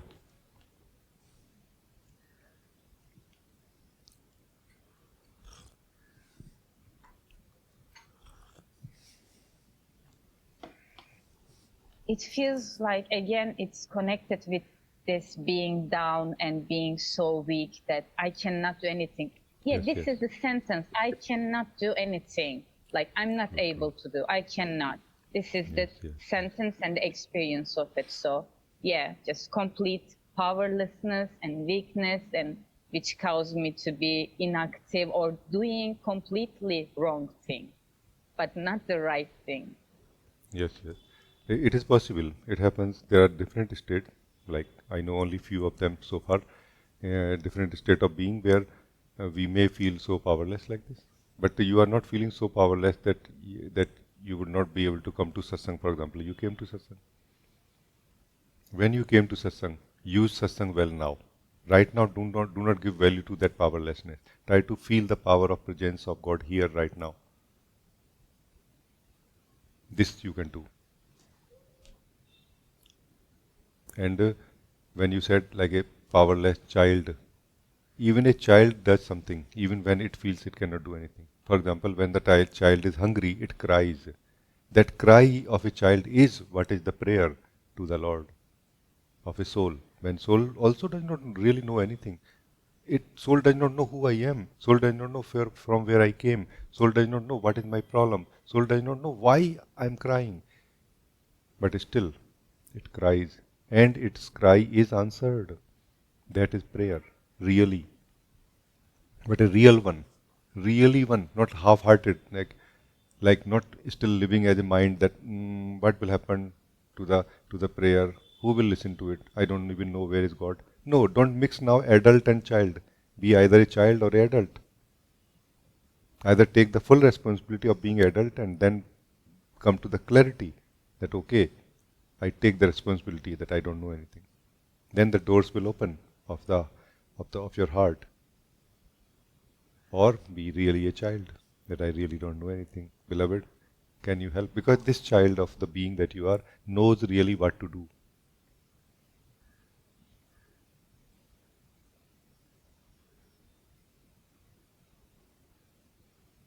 Do you think you are alone in this state where you are? Many of us who are here right now have gone through it already. And we have felt that kind of powerlessness. And still there was something that could be done. And was done.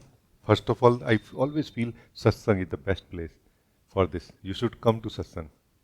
Even if you may not feel so much understanding, but you will start feeling some strength, some power again and again in you. No?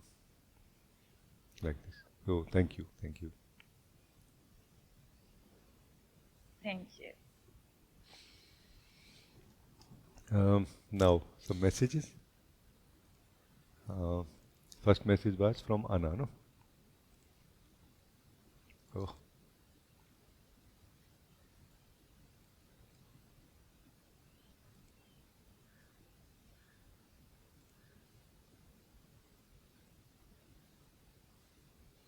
Anna, you wrote, Namaste, dear Rajee. Beautiful conversation and introduction. So fully graspable. Thank you. Ah.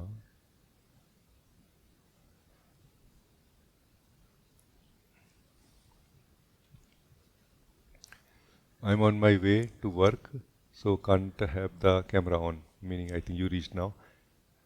What I have discovered is that whatever mind promises and we decide for it in favor of mind versus being. When we deeply look at it, it is actually exactly what only being and living ourselves fully can give us. Now I just have the decision to live in more and more in order to replace more and more promises of the mind. Not always 100% successful. That is when mind is so good in describing love, acceptance, protection, beauty, but in the end it is all just a faded picture of the true love, protection and beauty of the source. No? Maybe during the satsang we can all with you, with your grace, be gifted with that true stuff. Because I somehow together it is more beautiful, stronger, etc. Love you. Love you very much. Very nice what you are saying, very true. As I said to you, no, I started my life very differently. Like from an intellectual point of view, I was very intellectual, logical person, and I wanted to know everything through that. And then somehow, I came to the right path in a way. I was reading Osho's book, first book, and then second book, and it all was very amazing. Like things are becoming so clear. This is what I was waiting for. Everything became clear. Like as you said, beauty, love, everything. Then one word came in that book. When you do meditation, then first time I felt, oh, there's something to be done also. It's not just you read and understand. So what is meditation that we do? Not that we talk about, not that we think about it. No. So that was the point. And this is something similar you are talking about. That not that we talk about love, truth, I am, beauty, protection, grace of God. No, there is some reality of it. No? And that reality is, as you said, very close to who you are. I am. It is just your choice as you are choosing to live who you are. You are going to face or meet the reality of these words more and more.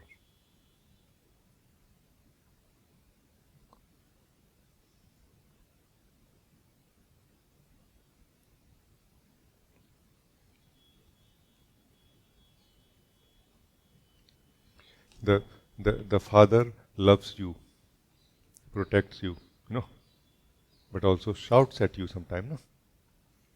Because when you are going wrong, this is also the way of the Father to protect you, no? Because you are going to harm yourself, no? When sometimes Father is very, very hard at you, no? Why? Because again, Father is trying to protect you. Or you can replace the word Father with Mother also. It's same for me.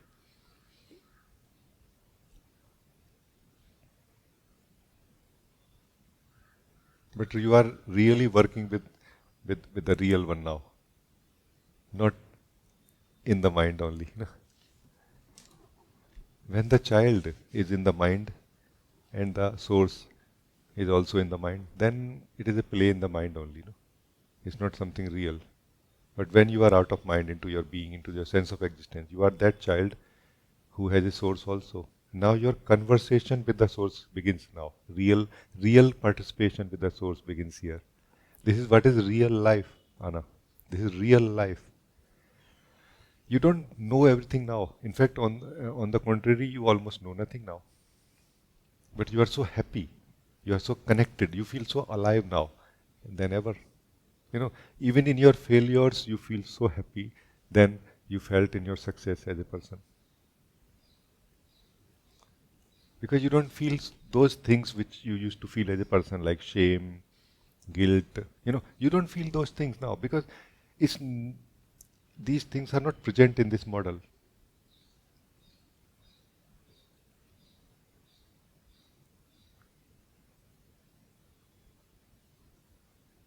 This model is continuously living in love and correcting and growing and improving.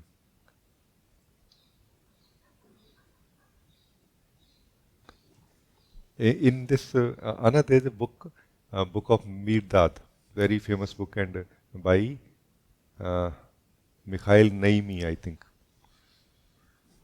That is one of the famous book, in our circle. So we used to read there long time back. In that book, there is a chapter where the name of the chapter, I think, was the prohibited word I. The I was the prohibited word there.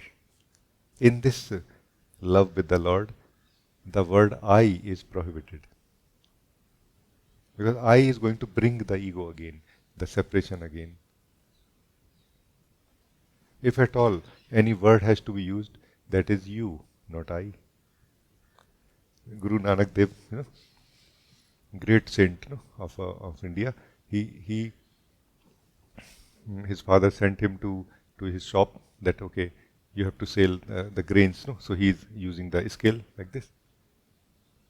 And he is measuring like let's say 1 kg one time. So 1, 2, 3, 4, 5, 6, 7, 8, 9, 10, 11, 12, 13. He got stuck at 13 because 13 in Hindi is said tera. Tera means yours. He got stuck here. Now he kept giving the grain, but he did not go ahead of tera, tera, tera, yours, yours. Like something opened up in him. Tera, yours, yours, yours. Like this is also yours. This is also yours. This is also yours. This is also yours. Meaning, not my mistake. Even this is yours. Not myself. This is yours. First of all, not myself. This is yours. Because generally my mistake is very easy to say, this is yours, no? No, not like this. That is going to be at the end. All my greatness, yours. All my powers, yours. All my strength, yours. All my beauty, yours. All my ugliness, also yours. All my weakness is also yours. All my mistakes are also yours. All my confusions are also yours. So, the word I cannot be used here. I and my. In this unity, in this oneness with Lord, which you are talking about or which you are living right now. And best is to not use the word I or you at all. This is the best. Living in the reality. No I or you inside. Outside, in relation to other people, it's fine to use the word I and you. We are going to use anyway. But inside, no I, no you. Only this. Only this one, no? Thank you. Very nice talking to you. Winning, in this way. Thank you.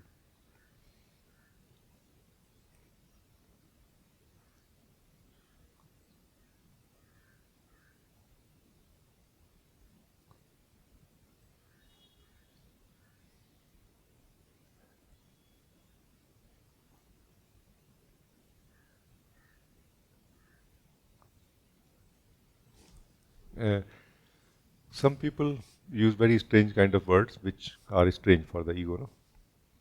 Like, devotees have very different language. No? I heard some devotee saying that, "Oh Lord, I would like to be a servant in your kingdom than to be a king in my own kingdom." No? You say like this. Why you would like to be, like ego feels like, no, I want to be a king really? No. Because they are able to see the cost of responsibility of being someone, responsibility of the ego. They are able to see that. Like how much cost it is. Like it makes your life hell. that you have to maintain your life. So surrender is not really like giving up something, but it is the wisest state of being in this context.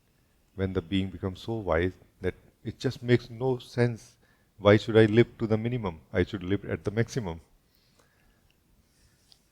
The way is that I live in the way of God, in the will of God, in the flow of existence. No, I move at the speed of God.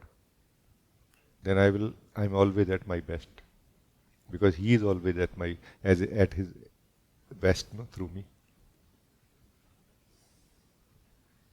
These are just beautiful prayers in a way, coming from my heart to your heart. They don't mean anything really if we try to understand them, no.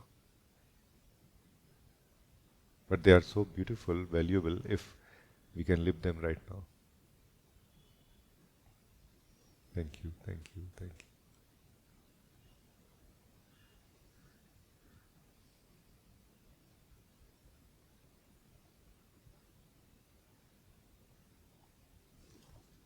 There was a poetry which says that, "O Lord, make me so fortunate or so blessed that the house in which I live, make it a home. The house in which I live, make it a home." No, "O Lord, make me so blessed that convert my house into a home." How? By coming here, no? By living with me, no? The home is where beloved is living with us, no? Doesn't matter now what is the outer structure of that. Your own heart, by the way, is that home. You just have to relax a little bit from your being, from your mind to the being, I am. That I am is that home, that meeting point of you and the beloved. From the side of the beloved, doors are open always. From yours, or in fact there are no doors from the side of the beloved. From your side, you have to see.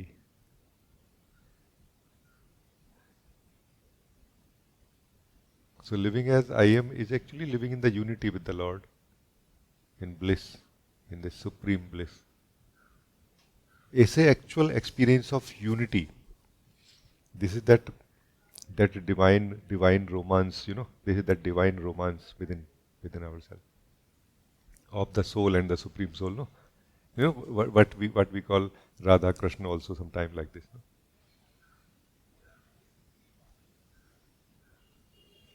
And in many disciplines, Radha ji is the soul is Radha ji, Krishna is the supreme soul, like this, and they are having a dance together, Maharas, no?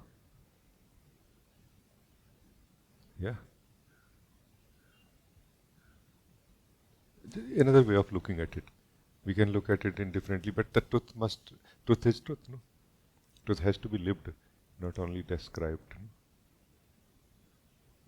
Truth is lived inside us, no? Not outside.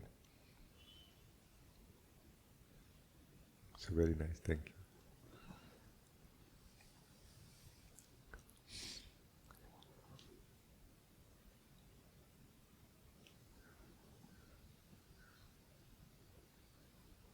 Ojas, I feel the message that you have written will be better if you read it, because it's a poem that you have brought especially on the occasion of Christmas, no?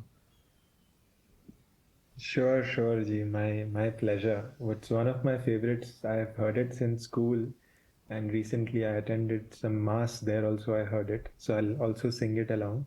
Yeah, please do that. Very, very nice. Listen, let your heart keep seeking. Listen to His constant speaking. Listen to the Spirit calling you. Listen to His inspiration. Listen to His invitation. Listen to the Spirit calling you. Ah, how beautiful. I feel it is so true in this moment, no? In this moment it is so true. This prayer is so true for us. No?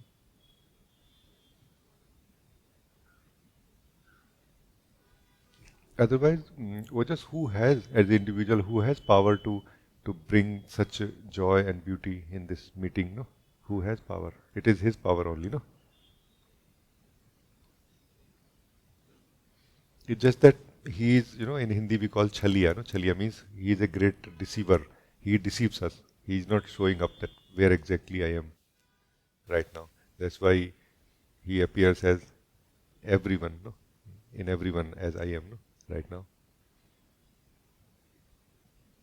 But not the I am which sees the other I am as separate or opposite of each other, no? No, this depth of I am, from where when I look at you, I don't find you so separate from me. Like I find you separate biologically, psychologically, physically speaking, but I don't feel you separate from me. It's a strange thing, I see you are separate from me, but I don't feel it. How it is possible? There is that paradox of truth. Duality and non-duality at the same time. Thank you, beloved. Very nice.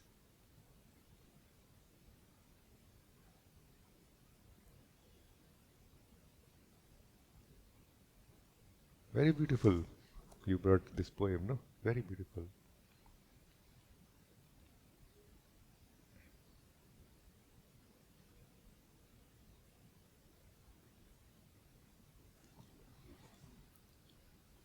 There was some other message also.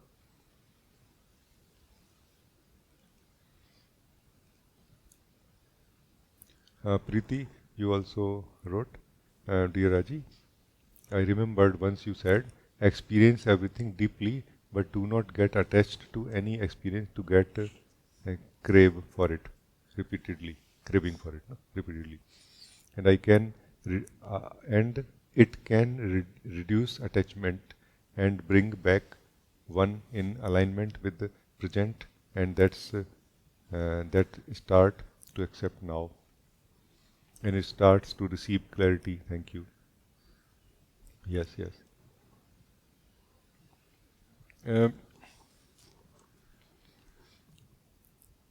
This sense of I am, pure sense of existence, is that level of being from where we can experience everything very deeply, and we will, as we start coming here, settling here.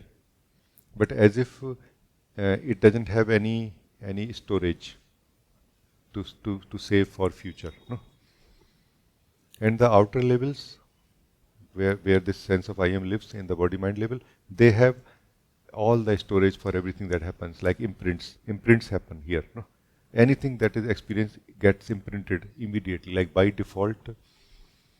Everything that we experience will be imprinted inside us immediately. Like imprinting is more important than experiencing here. That's why the business of imprinting memory is very important here at the body-mind level. Everything is remembered. So it is difficult to forget at the body-mind level anything that happens. And it is not possible to remember anything that happens at the being level, because there is no faculty in one sense for remembering the individual level things. So that's why they both work very well together in conjunction, in joint venture. For the individual life, we need to remember. For living life, we need to be free from memory. No? So the memory of the body-mind level, when taken as a skill set or as a training or as a aid, a support for practical life, then it is all good. But when it is used, when it is mixed with the experiencer of the life, when experiencing life, that time something has gone wrong. No? That time something has gone wrong. Because life is to be lived freshly, like only right now. And this sense of I am when living life, it knows it's just right now, because they know system of storage here in me. All that will be stored will be in the mind body only, no? Which is not really my memory. No? Do you see what I am saying? So this is the thing. Thank you, Preeti.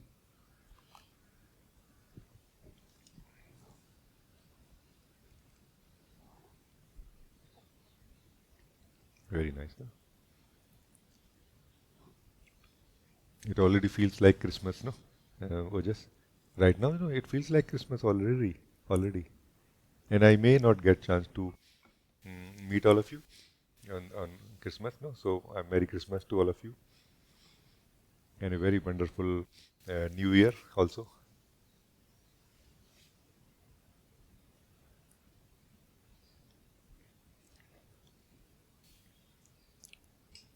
Diva, you want to say anything?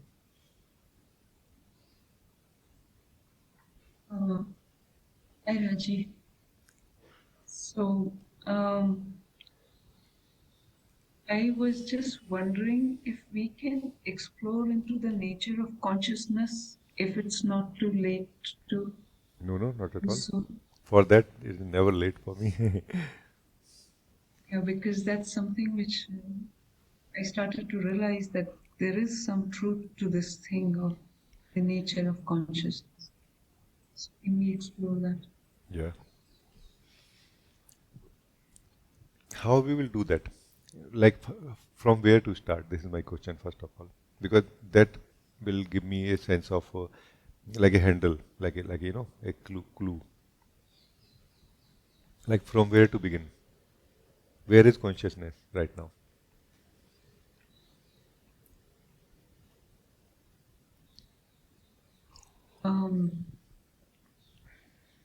If I feel consciousness is this feeling of I am, this Yes. feeling of things. So this is consciousness. This is consciousness. Now we want to experience or kind of explore the nature of it now, no?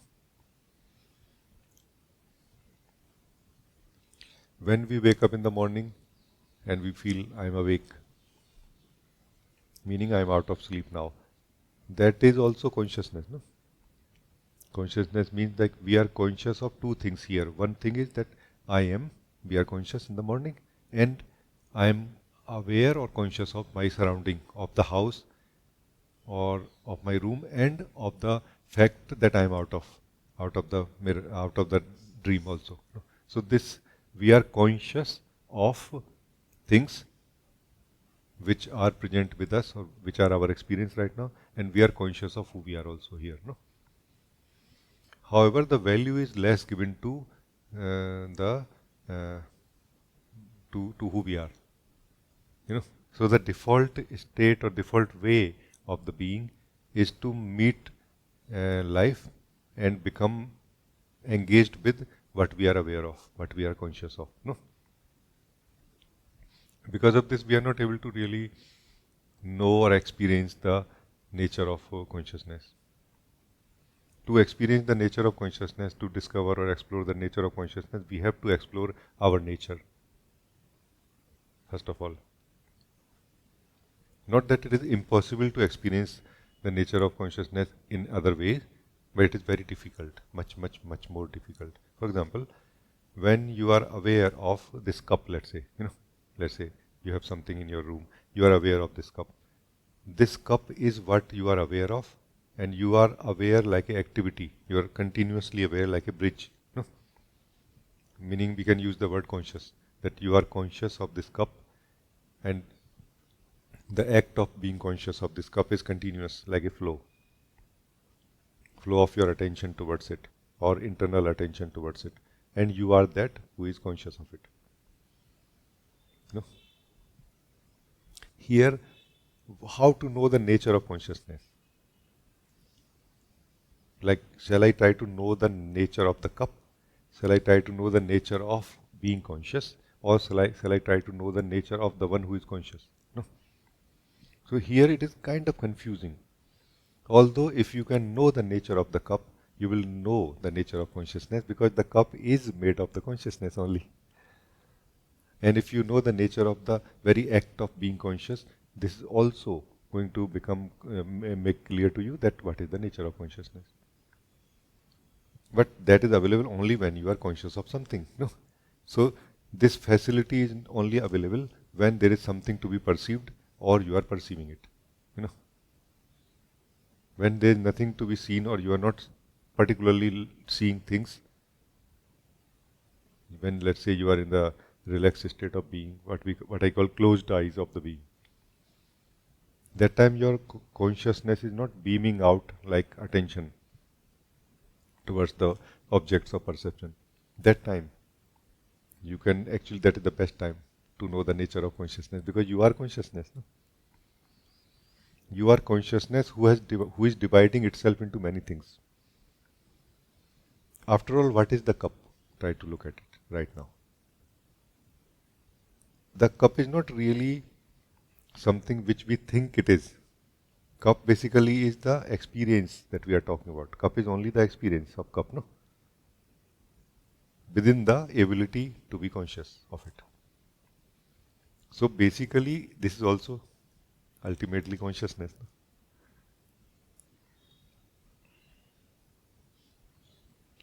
But this looks so real. Like, what are you saying? Is an actual solid cup, like it is made in pottery, it is made in this and that, because this one particularly is, for example, made in Germany. It was made in Germany. What are you talking about? So that detailing basically is being lived and also actually being projected from the place from where we are aware of it.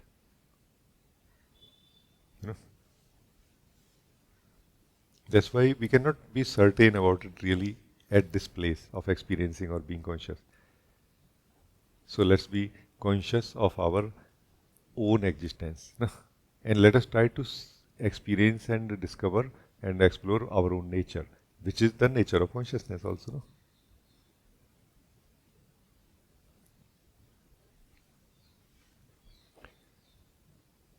Like we were talking yesterday, that you are this consciousness or life, individual life. You are this individual I am, Let me just say it clearly.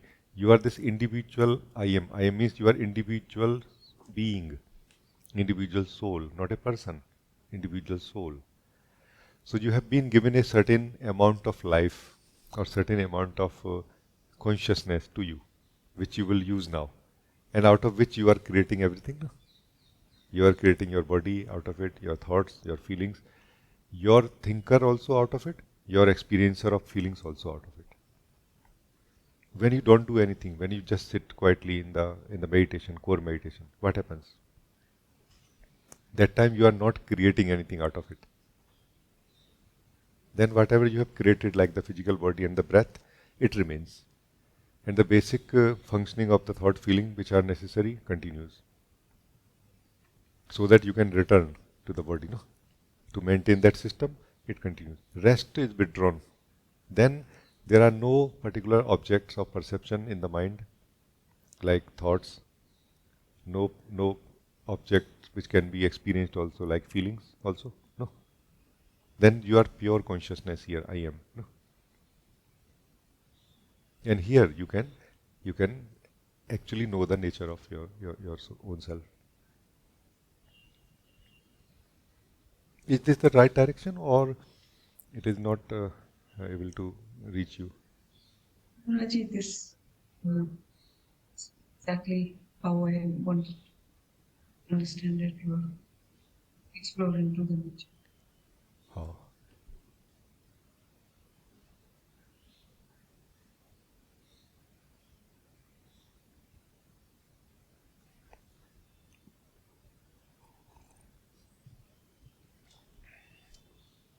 In this point of view, in this picture,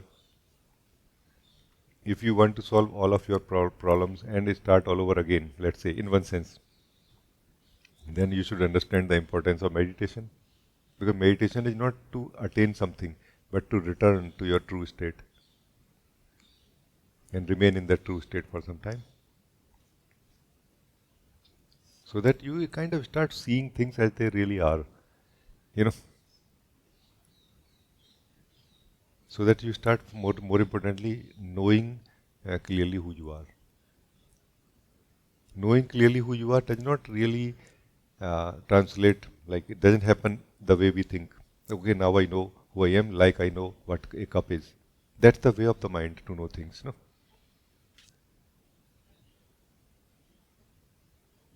No, we know ourselves in the existential way, in the way of the existence. We know it, no?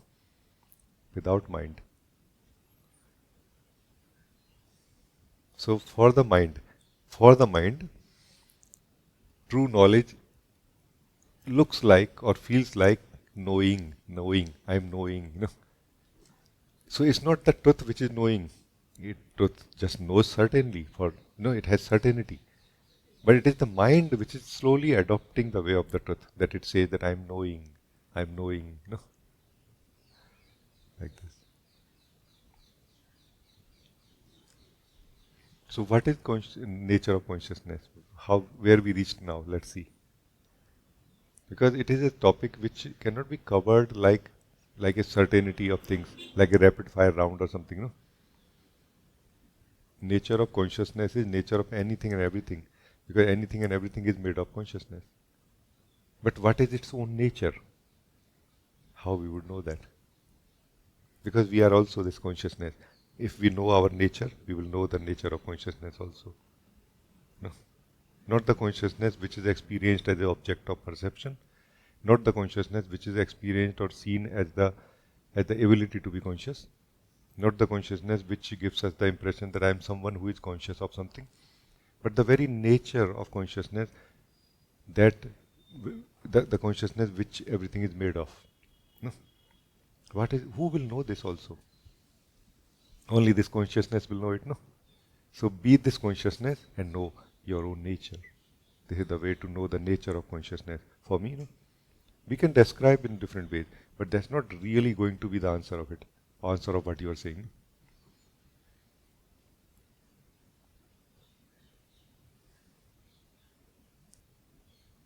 One basic thing that is felt in consciousness always is that it's not temporary, like it's forever here.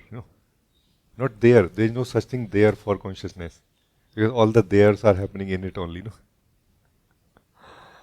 All the times are happening in the consciousness only.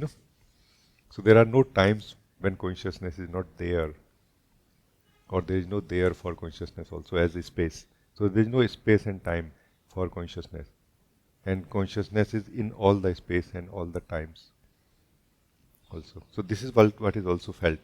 Like it's natural to feel like this in the pure consciousness. Pure consciousness is also an important word to be understood.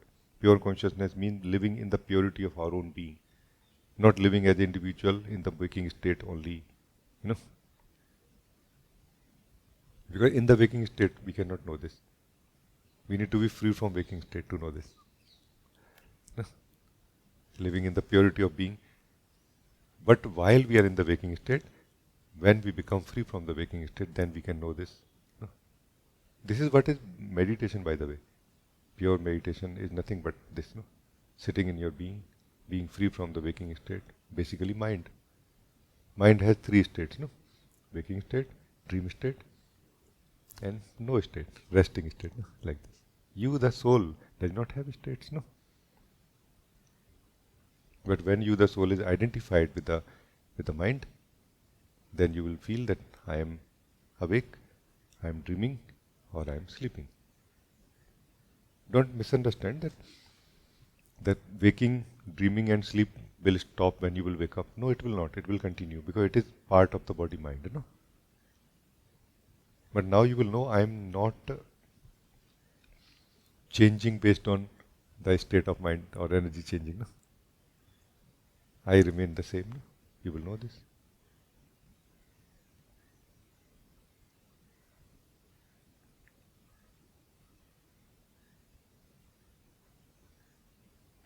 It was very nice.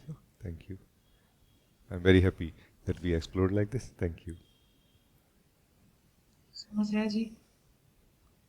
This was very, very beautiful. Yeah.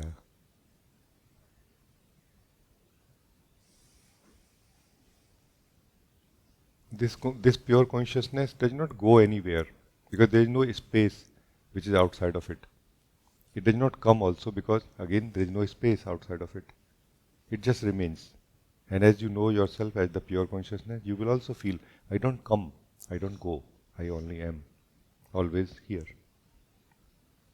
And it will also at some point by itself, naturally, organically will become clear to us also that when my body will die or let's say fall, then also I will remain.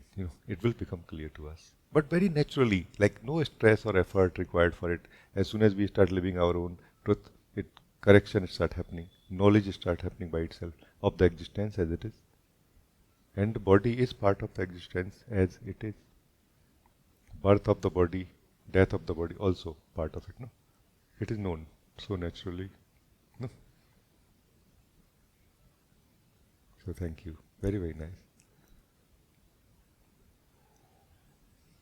Rajee, there is one another feeling that I have had, like that is something doesn't change ever since the realization of coming conscious.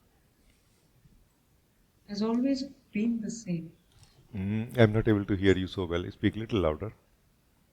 Like something hasn't changed ever since I was born. Is that it's always been the way it is? It is the same through all experiences. This is consciousness. Yes, it is. And I want to tell you that it may appear very important. It's a very important clue also, by the way. But it's not as important as to be the consciousness. It is less important to know the consciousness. It is more important to be the consciousness. Because even if you know the consciousness and you will remain separate from it as an individual, it's going to be only a good knowledge and not going to bring that transformation into life where you will feel that joyfulness, bliss. No. Choose to be the consciousness, even if you don't know where is consciousness. To be the consciousness is what is to be I am. No.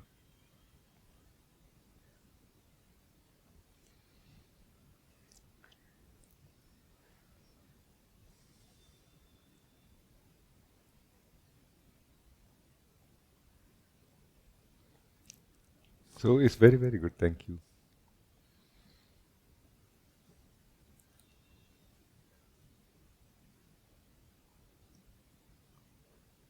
Let us try to understand one more thing, Diva, in this context of consciousness, that it is the consciousness only looking through us right now. It is just that its point of view are different, meaning the place or the point from where it is looking is different in all of us. In some, it is looking through the mind right now. In some other, it is looking through the heart, let's say, like a middle point. In some, it is looking from the pure sense of existence also. So just the points are different. The places are different from where it is looking at life. And based on that, it is experiencing life or knowing life differently.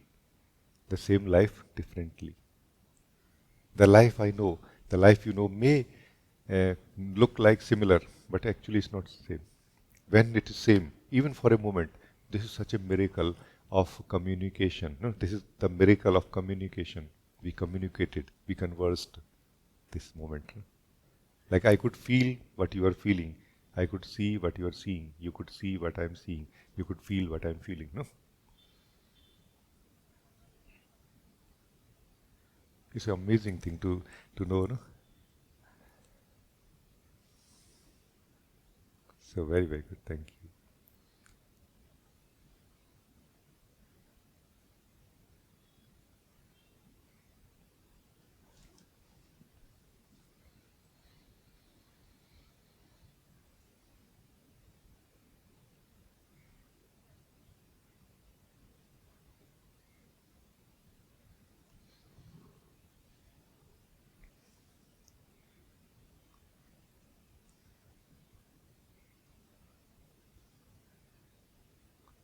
Well, all of you look very happy, so it means that we are doing very well today.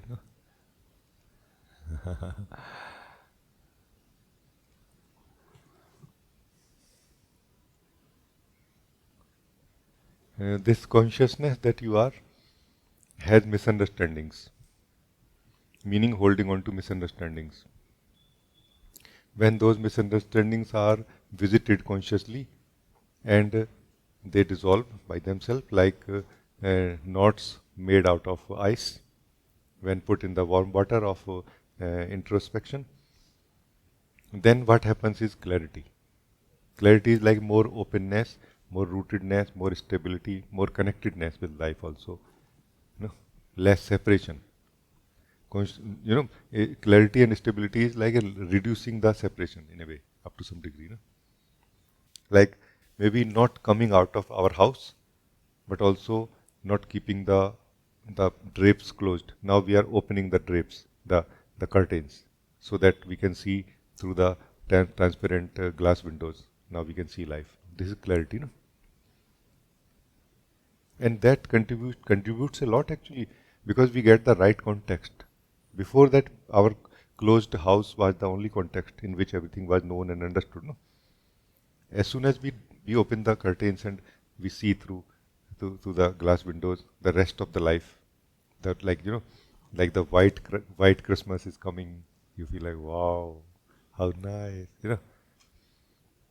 New Year is coming, everything's coming and going. That opens up our heart in a way.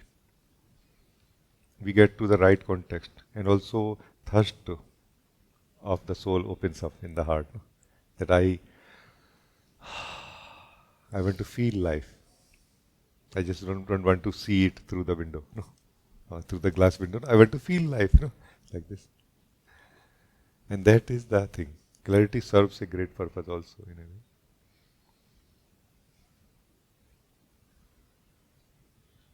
So I'm very happy to meet all of you.